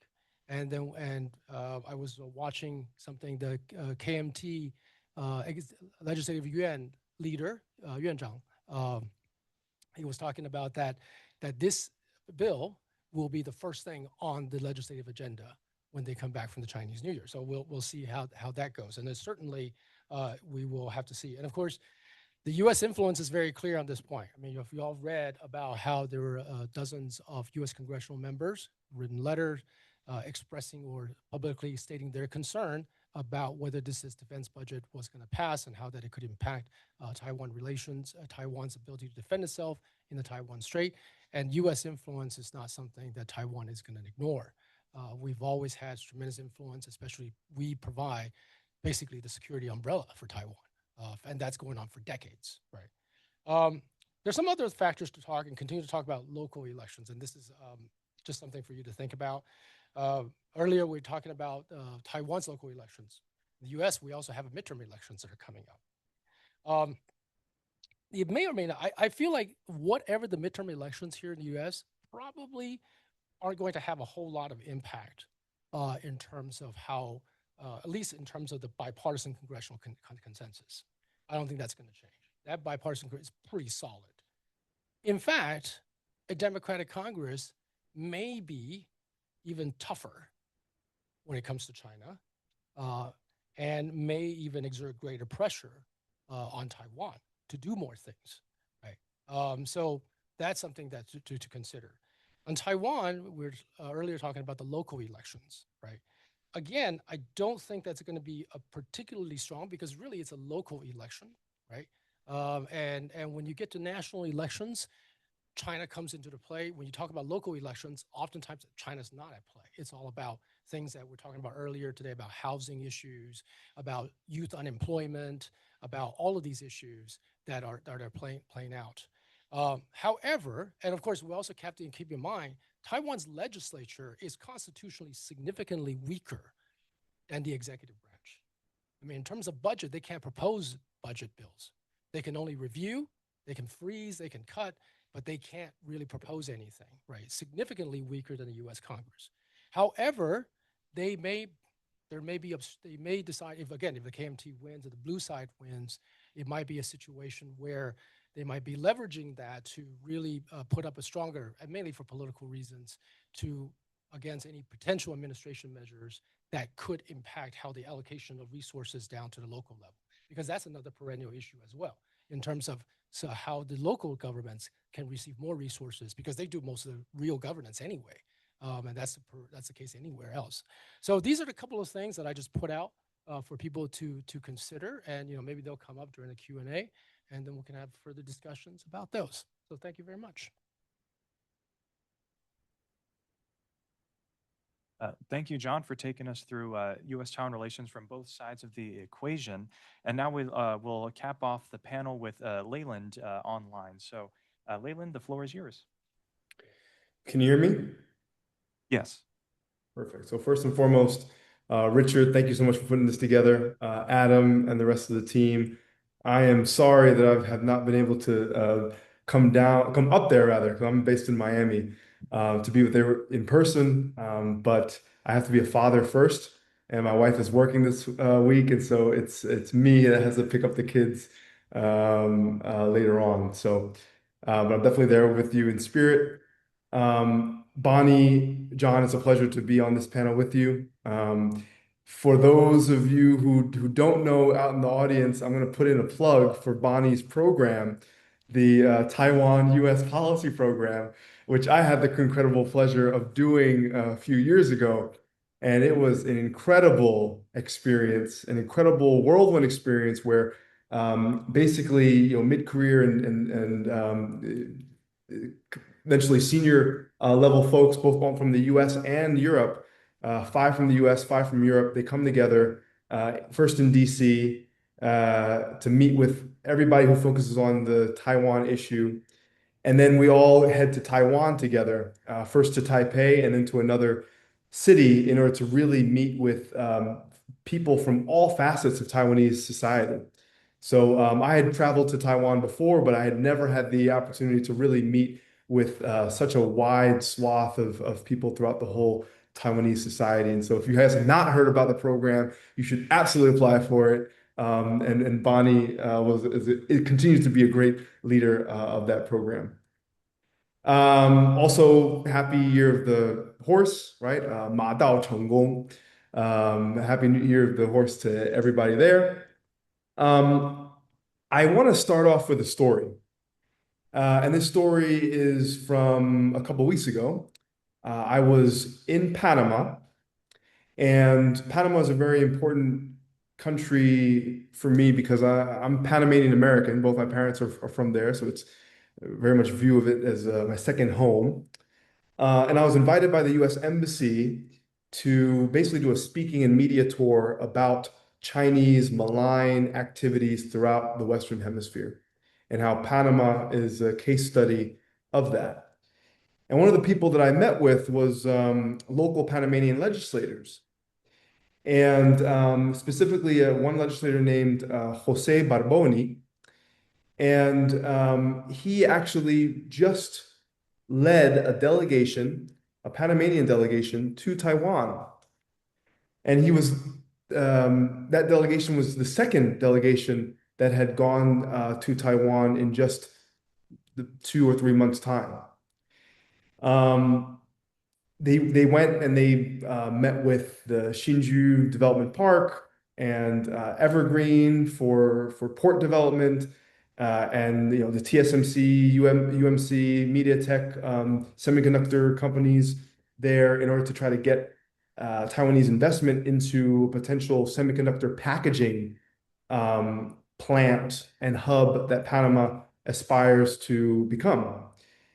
And Panama is just one of 3 Latin American and Caribbean countries that have sent delegations to Panama, even though they still maintain diplomatic recognition with the PRC in recent months. Costa Rica is another one, and Colombia is another one. And so I start off with that story because it really shows how over the past decade, Taiwan is actually being quite successful in expanding its international participation, and countries that maybe a few years ago wouldn't have felt the space to deal with Taiwan, now feel more and more emboldened to deal with Taiwan, especially in Latin America and the Caribbean. And so I'm going to spend a couple of minutes to give a tour of Taiwan's engagement in Latin America and the Caribbean, go with each of the 7 islands to give you a sense and flair of what Taiwan is doing in the region. And then I'll end with certain suggestions on how the US-Taiwan relationship can further deepen in Latin America and the Caribbean. So first, let me just start off with the basics. I know most people know about this already, but just want to reiterate.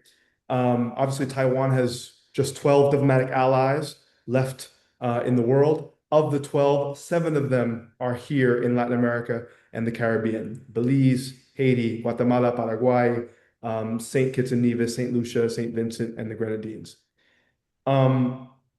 This region really suffers from what I would say 3 key issues. Crime, specifically in the Caribbean. The Caribbean islands have experienced a huge increase in violence and transnational criminal organizations, and that their homicide rate per capita has actually increased relative to other countries in the world. So crime is a huge issue. Economics, specifically export of their agricultural products, right? Again, these are really small island countries, or again, small countries like in Guatemala, Paraguay. They need to find global markets in order to export their corn and their beef and their soybeans. And so that also influences the dynamic that they may or may not have between Taiwan and the PRC. Public health, digital connectivity, those are also key needs. And of course, climate change. I know that is not a sexy word in Washington now, but it is absolutely an existential problem for many of those countries in Latin America and the Caribbean, specifically the Caribbean. Rising sea levels, hurricanes, humanitarian assistance, and disaster relief. And so I bring those 3 problems up because what you're going to see is all the ways in which Taiwan is being a key partner in responding to these 3 key areas all throughout the region. And the main implementing partner that Taiwan leverages in order to do that is, of course, the ICDF, the International Cooperation and Development Fund, which is Taiwan's equivalent to USAID. May it rest in peace. So let's go on that tour. Let's start with the southernmost partner that Taiwan has in the region, Paraguay, because it's also one of the largest economies of the 7, and I think it's probably one of the ones that are the most in play with regard to the potential back and forth between the PRC and Taiwan. So what's the ICDF doing over in Paraguay? Well, they're doing everything from agricultural modernization programs to smart farming, to providing technical scholarships and ICT scholarships as well. Bonnie, you would be interested in this. I just saw this project, which is a Paraguay-Taiwan smart tech park that's in Ciudad del Este in Paraguay. What's interesting about this, it is essentially modeled off of the Hsinchu tech park. And the Taiwanese companies that choose to operate and set up business in this tech park in Paraguay get the same benefits as a tech park in Taiwan.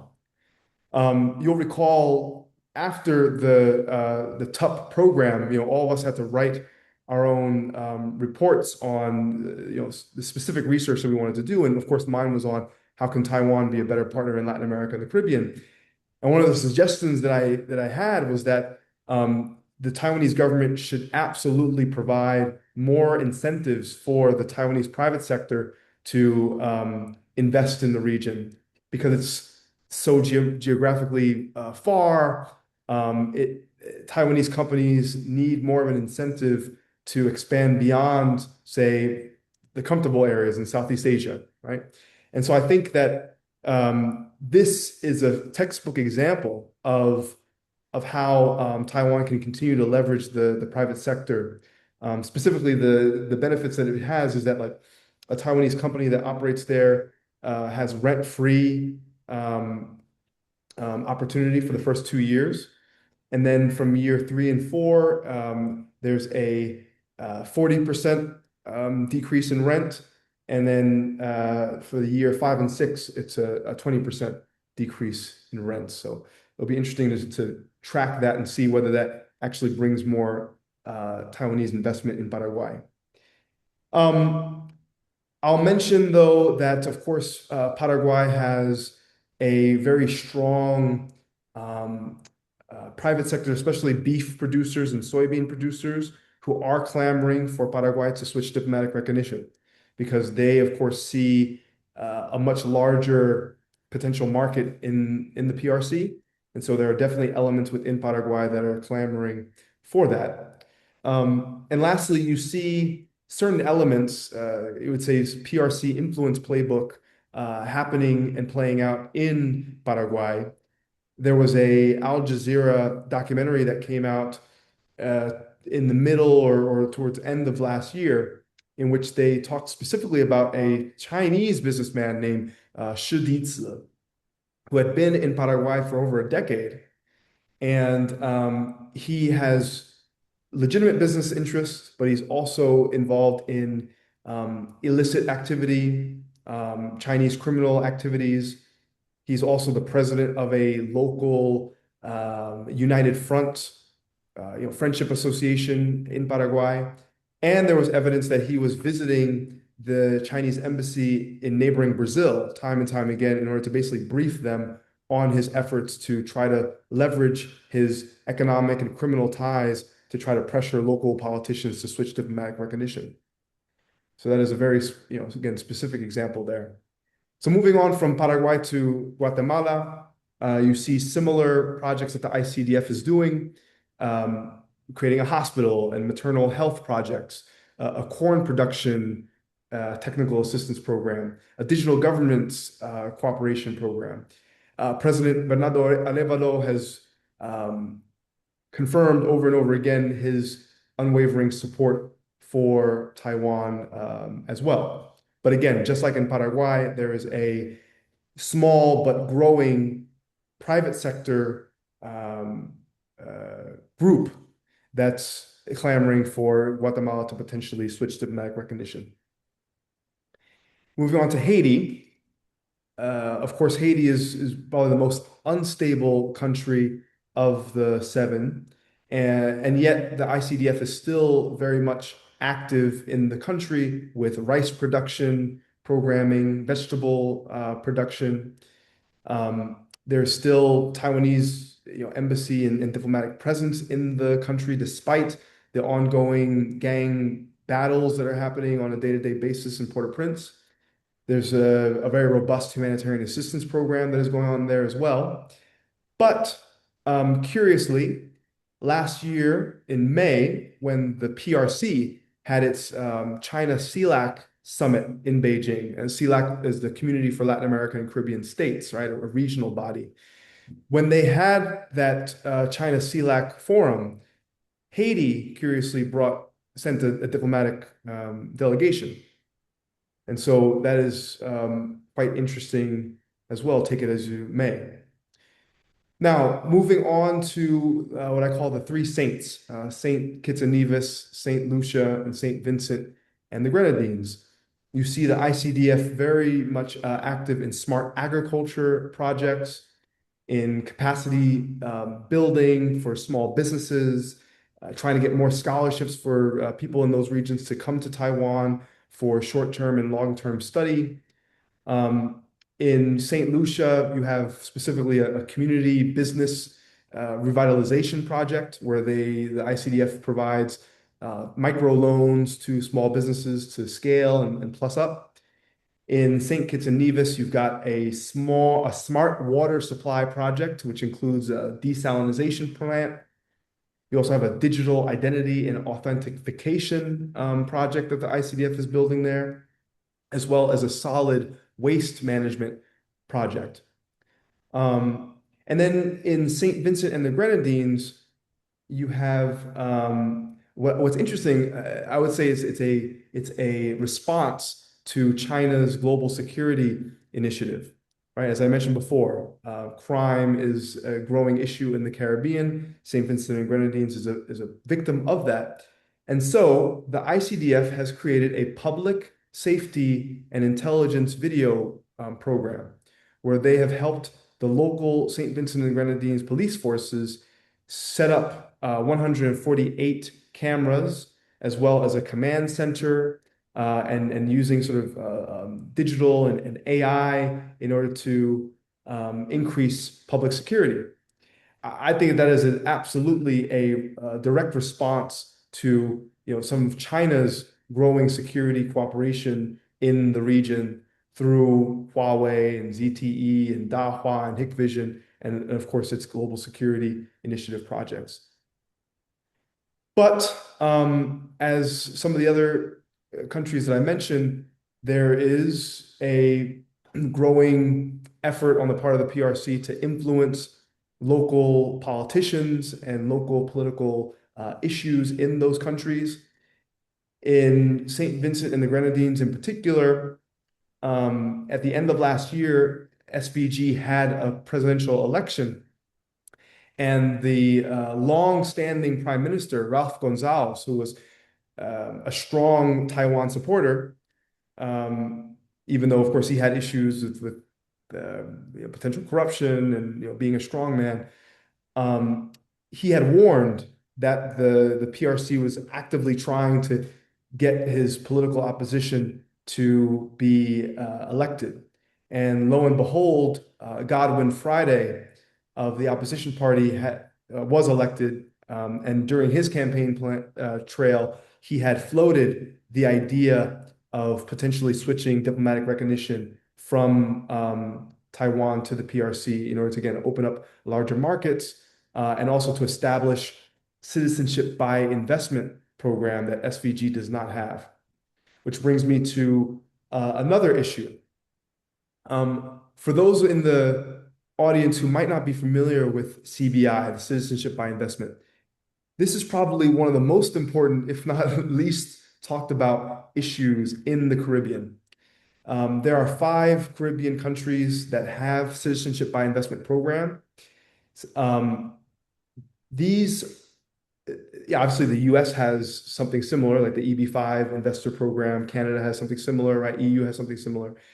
But it does not provide the same kind of economic benefits to our countries as it does to the Caribbean. And I'll give you a specific example. For some countries, CBI accounts for upwards of 20 to 30% of their GDP. Let me repeat that. 20 to 30% of their GDP sometimes comes from citizenship by investment. And so there has been an increase, a massive increase of Chinese individuals from mainland China who have received CBI in various Caribbean countries. The concern that has been voiced to me from Taiwanese diplomats in the Three Saints, in St. Kitts and Nevis, St. Vincent and the Grenadines, St. Lucia, is that the PRC could leverage, as a way of economic coercion, could leverage the CBI program to have more and more individuals with ties back to Beijing, with newfound citizenship in these countries in order to then influence local politicians, or maybe even become voters, right? Where you can have a potential new voting constituency that could pressure the government to switch to diplomatic recognition. This is a very, very real and potent concern on the part of the Caribbean countries. And there's already been, by the way, in St. Kitts and Nevis, a scandal around the CBI program where you had a Chinese company called Caribbean galaxy that was basically underselling citizenship, trying to get more and more Chinese investors to come in, become new citizens in St. Kitts and Nevis. They were undercutting, they were selling it at under the legally national approved price for citizenship by investment. And there was accusations that the ringleader of this organization, Caribbean Galaxy, called Ying Jiang, she had direct ties back to Beijing, and that she was, for intents and purposes, being a local agent or fixer for the PRC in that country. So all of this means that, again, Taiwan is being a very important player and is being a partner of choice for the 7 countries that are still in the region. But at the same time, the PRC is really doing a full court press to try to get the 7 and the full 12 down to 0 for Taiwan.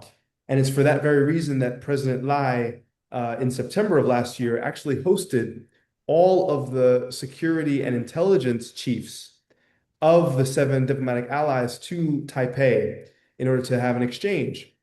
And he stressed that the very same playbook that Taiwan has to deal with from the PRC, the economic coercion, the political manipulation, the disinformation, the leveraging of transnational criminals, of Chinese descent to try to corrupt local officials. He said that playbook that Taiwan deals with on a day-to-day basis is the same playbook that the PRC is also leveraging around the world. And so it behooves Taiwan intelligence and security forces to work more in tandem and in lockstep with its diplomatic allies in order to share that information, share that intelligence, and share those best practices so that they can protect their democracies from the PRC-influenced playbook. And I'll end here with sort of the U.S.-Taiwan collaboration and thoughts on this. In just January, actually just 20 days ago, the U.S. and Taiwan had the Economic Prosperity Partnership meeting in Washington, in which they talked about a whole host of issues, including double taxation and joint support for Taiwan allies and coordinating development assistance. And when you look at the readout, what really struck out to me was this idea of mutual cooperation in third countries, right? That's what they specifically say, mutual cooperation in third countries. And so I think that there is a way, certainly, for the U.S. and Taiwan to work more closely, not just in the countries where they're diplomatic allies, but also in other countries throughout Latin America and the Caribbean, where they're becoming more and more Taiwan curious, if you will. Like I mentioned, Panama, Colombia, Costa Rica, and some other Latin American and Caribbean countries that already have Taiwan economic and cultural offices. Honduras is a perfect example, right? Honduras just had its presidential election, and Nasrallah Asfura, the current president, in his campaign trail, he had said, we've had the diplomatic relationship with the PRC over the past 2-3 years. We have not seen any economic benefit to the Honduran people. And so he has pledged to switch diplomatic recognition back to Taiwan. He hasn't moved out on that yet, but his foreign minister has said that the reestablishment of diplomatic relations with Taiwan is a gradual process that will take time. And to conclude, John, you mentioned the national security strategy.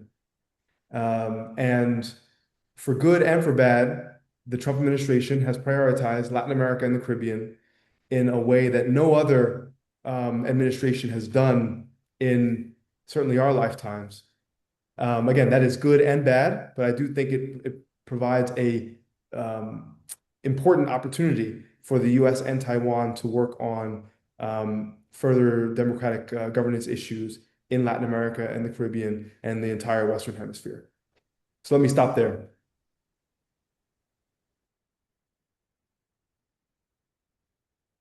Thanks so much, Leland, for really giving us a tour de force on Taiwan Latin America connections.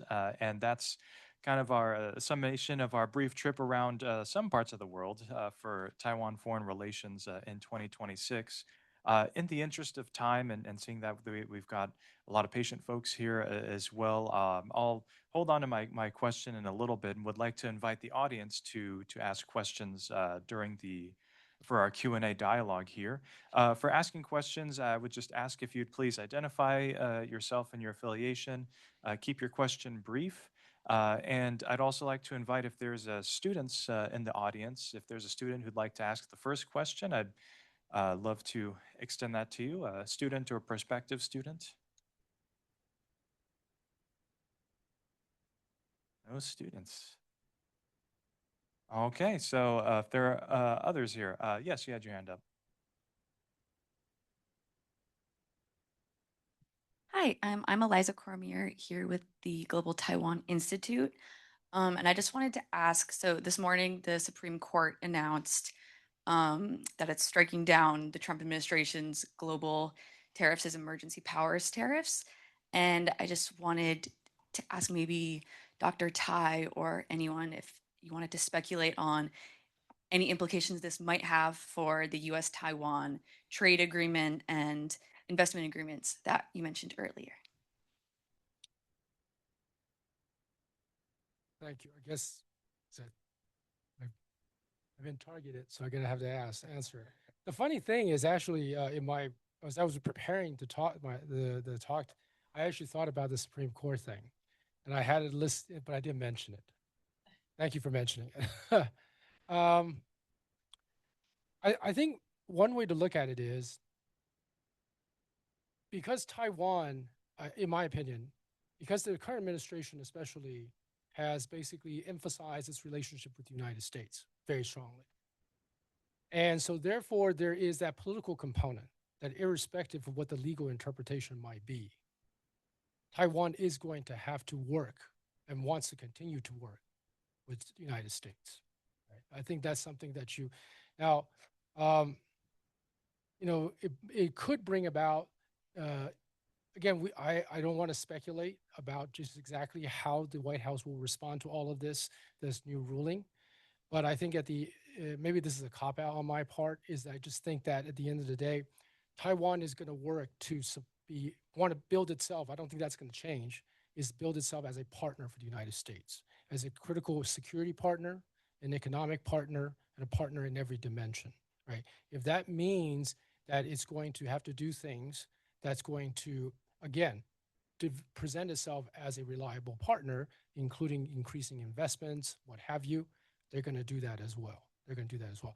Now, I'm not saying that there are no discussions within Taiwan or there are disagreements on how much to give, how much to do all of that. I'm just saying is that, given what we're dealing really with is an asymmetrical relationship here, right? And Taiwan very much depends on the United States. And so I do think that in that context, again, the political component of it probably will not be significantly changed. But. I was on a panel this morning at the Hudson Institute that was focused on the U.S.-Taiwan trade deal, and Riley Walters made the statement and explained, you could go look, I'm sure it's an archived event, but he maintained that the ruling was not going to affect the U.S.-Taiwan trade deal, that it will affect other trade deals potentially, but not this deal. I'm not a trade lawyer, so. Thank you for the question. Do we have others? I think we had one over here. Hi, my name is Cara Bilson, and I'm also with the Global Taiwan Institute. First of all, thank you all for giving such an interesting panel this afternoon. I wanted to direct a question towards Bonnie. Bonnie, I found your topic super interesting. I'm actually writing an article on European policy towards Taiwan in terms of armament and defense as we speak. So your talk came to me at a perfect time. So I have some questions regarding that. aside from UAV and submarine technology, can you see developments between European and Taiwanese engagement on any other areas of defense technology? And my other question is, for almost 3 decades, China has blocked European defense exports to Taiwan through threatening economic and diplomatic ties. How do you expect Europe to de-risk from China as it builds its connections with Taiwan? Thank you.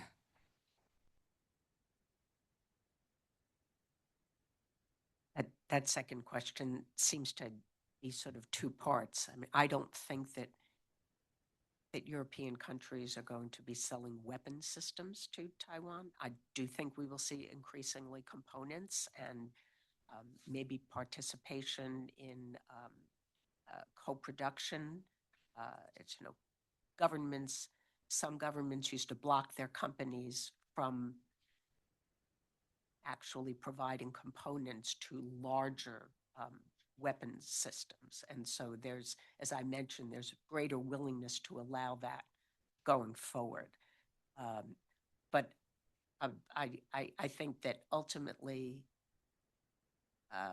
companies and countries will be looking to see whether, if China issues warnings, how serious they are. Are they really going to retaliate?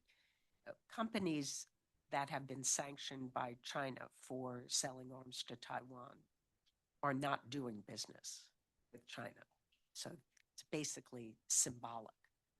Companies like Raytheon, I mean, Boeing defense, the defense side of Boeing has been sanctioned, but not the commercial side. So we really have yet to see in any companies that are deeply engaged in China want to get deeply engaged in defense with Taiwan. And most companies just aren't going to do that, right? And I'm not talking about US companies because they're not engaged in any kind of defense relationship with China, but there are potentially some European companies that are still providing dual use items. So I don't know what other areas. I mean, I think that what's going on with drones is a really good test case to see how much can be accomplished. I think in the drone area, it's not only drone production, but there's also benefits that Taiwan gains in its military from understanding how drones are being effective in Ukraine. And so the iteration that companies who are very closely working with the Ukrainians on developing their drones and modifying them to have the capabilities that the Ukrainians need. This is something Taiwan lacks. So I mean, it doesn't have a test bed. And so sharing this kind of experience, that to me, that's even more interesting than just the technology. You know, when I was recently in Taiwan, one member of our delegation was the CEO of an unmanned systems company. And his company has 400 people on the ground at Kyiv. And so they are just like really knowledgeable about what's going on in Ukraine. And so he was doing a demonstration of some of their drones in Pingdong in Taiwan in January. And so those kinds, it's the technology and the experience as you put them together that becomes really, I think, interesting and has a lot of potential. Thank you for that question. Do we have others in the audience? Yes, Lucy. Hi, my name is Lucy. I'm with Alt-Right Stonebridge Group. I had a question specifically for Mr. Lazarus. You mentioned that there has been some domestic discussion in Paraguay in particular related to potentially establishing relations with China. When I had read about this, I was aware of it happening mostly in the period when the US was not selling agricultural products to China as a result of trade tensions. And I'm curious now that US agricultural product sales to China have resumed. Have you noticed any change in that kind of discussion?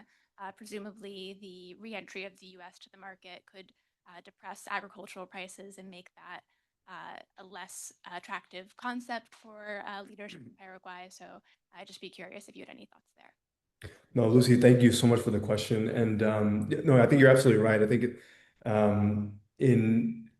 on one hand, the local economic beef exporters or soybean exporters, they haven't been as vocal, ever since that time. But at the same time, there are also some Paraguayan legislators who have still gone to the PRC in, I would say, as early as late last year. And so there's still that drumbeat, even though it's simmered down a little bit, there's still that drumbeat going forward. Thank you. I have a question I'd like to pose to all of the panelists. I think kind of connecting to the first theme of the first panel about looking at domestic politics, and each of you have discussed, at least in part, kind of how local politics and governance intersects with the global, in this case with foreign relations between either Taiwan and US or various countries in Europe and Latin America. So from each of your perspectives, what do you see are some significant, maybe subnational diplomacy trends or spaces where local governments, either city or state or equivalents, are doing work with Taiwan that you think could be interesting to follow in 2026? And I know, Leland, you gave several very rich examples per country, kind of looking specifically at how Taiwan is helping address crime economics and climate change. So maybe that's also part of the discussion too, but just open to the floor here if you have any subnational diplomatic trends that you'd like to highlight. I don't have any data at my fingertips, but a number of our states actually have representative offices in Taiwan. Pretty sure Virginia established one like in the last year. So that's my state. But Taiwan does a lot of work at the subnational level, and not only for economic and commercial reasons, but also to build relationships, networks with people who eventually might actually become national, like politicians. And we have had examples of governors, who have gone to Taiwan and then later actually became president, like Bill Clinton. So I think that Taiwan sees more opportunity in doing things subnationally, not only in the United States, but in other countries, because sometimes it's not as well known and the Chinese don't necessarily push back against them in the same way that they do if there's a lot of media attention that's focused on it. But I don't have any specific examples because I didn't bring data. Well, I don't have much to add to what Bonnie said. I totally agree. I think this is one of the areas where Taiwan diplomats, Taiwan government has done really very much, I think, in my opinion, a pioneering effort. What the other pioneering effort is the establishment of a office in TACRO exclusively dealing with Congress. So that's one thing. The other thing is this, I think that the academic concept is paradiplomacy, right? In which you have these basically subnational diplomatic relations. And of course, this is a lot of driven is by necessity, not necessarily because the preference, of course, is that if they have full diplomatic relationship, that's not to say that having full diplomatic relationship would preclude them from having those relationships, but you obviously want to have full nation-to-nation relationship. But absent that, this is the kind of relationship that you really want to build up from the grounds up. And I think Taiwan has done, is definitely an example. Probably there needs to be more study into the exact and what kind of patterns and what does it mean for other countries. So yeah, that's all I have. Really, everything that Bonnie said. And Leland, did you want to add anything to that, or? Yeah, I'll add 3 points. One is I want to add a little bit more color to the Panama story because it's actually caused a difficult dynamic between the legislative side of the House in Panama and the executive, right? So President Molino, Jose Raul Molino in Panama, he was essentially forced to say some sort of statement about the two legislative delegation trips to Taiwan, saying he wasn't supportive of it, that it's the executive branch that's supposed to engage in foreign policy. But I also understand, on the other hand, he's also said that he would be fine with potentially reestablishing a economic and cultural office in Panama. Another interesting point is on that recent trip, I also had the opportunity to meet with the local Chinese diaspora population in Panama.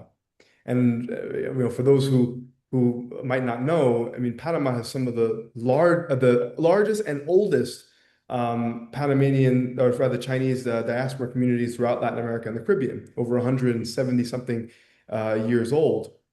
They helped to construct the Panama Canal, for example. And so I met with the various leaders of the Chinese diaspora community in Panama, and they lamented to me that the Taiwanese embassy treated them a lot better than the current Chinese embassy treats them now. They had more outreach to them. They supported more projects, and they felt like after Panama just switched diplomatic recognition and China received its goal, it felt like it no longer needed to actually, really deal with the local population. I thought that was quite interesting and telling. Bonnie mentioned IPAC, right? And if folks don't know that acronym, that's the Inter-Parliamentary Alliance for China. The Panamanian politicians, legislatures that I mentioned, they're all part of IPAC.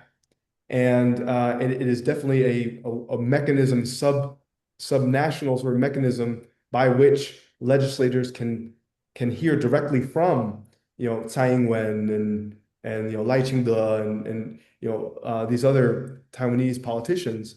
And so I think it's a really great vehicle and avenue for that subnational engagement. And then lastly, I'm talking to you here from Miami, and of course, Taiwan has various economic and cultural offices all throughout the US, including here in Miami. And the Director General has really done a great job at outreach, not only across the whole state of Florida and in the southeast of the US, but he's also gone to areas that's under this TECO's jurisdiction, but that other Director Generals have not gone to in years, if not decades. That includes Bermuda, the US Virgin Islands, and Puerto Rico. He has gone to those areas in the past few months, or the past few weeks rather, and he said that he's been so impressed by how thankful these local politicians are for having a Taiwanese diplomat show up in their area. So it really shows that again all politics are local, and that Taiwan is really doing a good job at really doing a full court press of that local engagement going forward. Thank you for all those very rich examples. I think we have time for one last question. If there's someone out there in the audience who has a burning final question. Please. Just wait for the mic here. Hello, my name is Anne Lestrude. I am at Premier Consulting. First, want to thank the panel for your wonderful insights into the state of global Taiwan relations. I have a fairly broad question, but we are physically based here in the United States while we're having this conversation. And though the panelists bring in experiences with other parts of the world, all of you have been very integral to the 1.5 track dialogues that happen between the US and Taiwan and other nations around the world. So I guess the question top of mind for me is there's a tendency for these conversations in DC to, as was touched on in the first panel, separate the domestic political issues from the mostly security international end. You'll have a lot of folks here in DC who are very focused on the security part. That is their bread and butter. And they're not necessarily able to, they have a very particular framing of their message. And as was noted by the panelists, Taiwan diplomats are very engaged with local politics in the US, as well as other parts of the world. So I'm just kind of curious if the panelists have thoughts or advice, especially for the young folks like myself in the audience. If we are interested in engaging in this kind of work, what's a good way to kind of frame how, you know, we as Americans or we as people with an American education, what's a good way to approach direct engagement with Taiwan, a good way to approach how to promote US interests if, say, we're asked to help advise on that front. Little tangential, but thank you everyone for being here.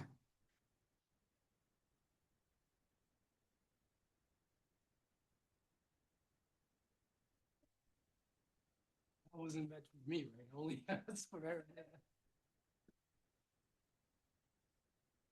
Where to go with that at all? So, I mean, I think, so one of the things that I was gonna add about the subnational, and maybe this will kind of segue, is it's not just with, obviously, Taiwan's paradiplomacy is not just with subnational governments. It's as Leland pointed out, there's with various groups, civil society groups, academic institutions. I keep on forgetting, you know, teach at GW, really TechRo, you know. So this is very, very important.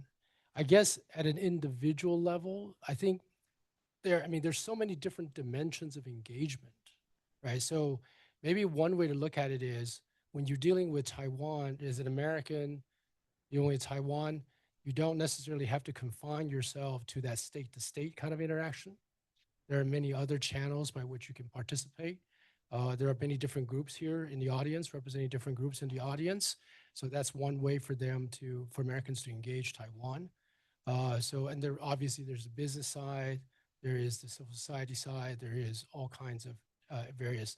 So I think in that sense, you know, having lived in China, dealing with China, ran a study abroad program in China, I'm telling you that there's a lot more opportunities for Americans in particular to engage Taiwan than it is for China. China is much more difficult to access in many different, so you have a lot more dimensions to that. So it's very broad, I know, but maybe that will, at least there are opportunities out there.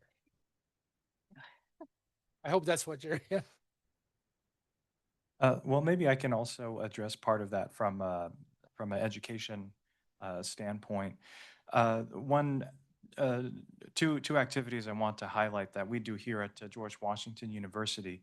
One of them is to actually collaborate with K-12 school districts in the DC area and nationwide about more specifically integrating Taiwan in the curriculum, but even more broadly, how to maintain kind of an international or global studies attention in different classrooms. And we work with direct teacher engagement, like teaching teachers, or we do direct students engagement as well.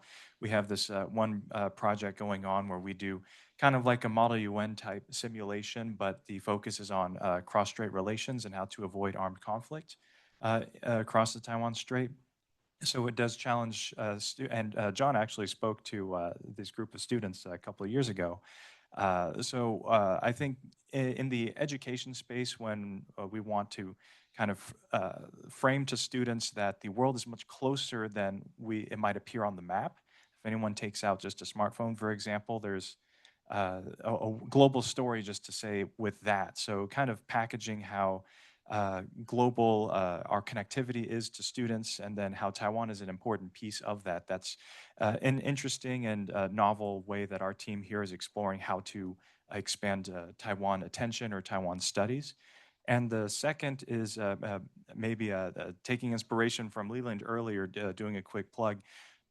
We at GW here are also starting a new kind of program called the Taiwan Policy Program. The application, I think we just published it, but it's essentially a quick 6-week crash course on different aspects of Taiwan society, politics, domestic foreign relations, especially for those who are doing Taiwan-facing work, who have never had the chance to do kind of rigorous academic study or readings in Taiwan. So I'm happy to share that with all the attendees here. If you're interested, or just feel free to come ask me for further information. But these two programs, TUP and our Taiwan Policy Program, are just two examples of the wealth of resources in DC as well for those who want to engage Taiwan. And it just personally, as an observer, really excited to see the growth of these opportunities in the last 5-10 years. So thank you for hanging on with us. I know we went a little bit over time, but please join me in thanking our fantastic panel of speakers. We hope that you have a great weekend ahead, and we also have a book talk Monday evening with Chris Horton, a journalist and author based in Taiwan. He'll be actually in town. We have him for a book talk about his latest book, Ghost Nation, which is all about Taiwan history and contemporary politics. So if you'd like what you see here, please follow us and keep coming. But thanks again, everyone. Have a great weekend.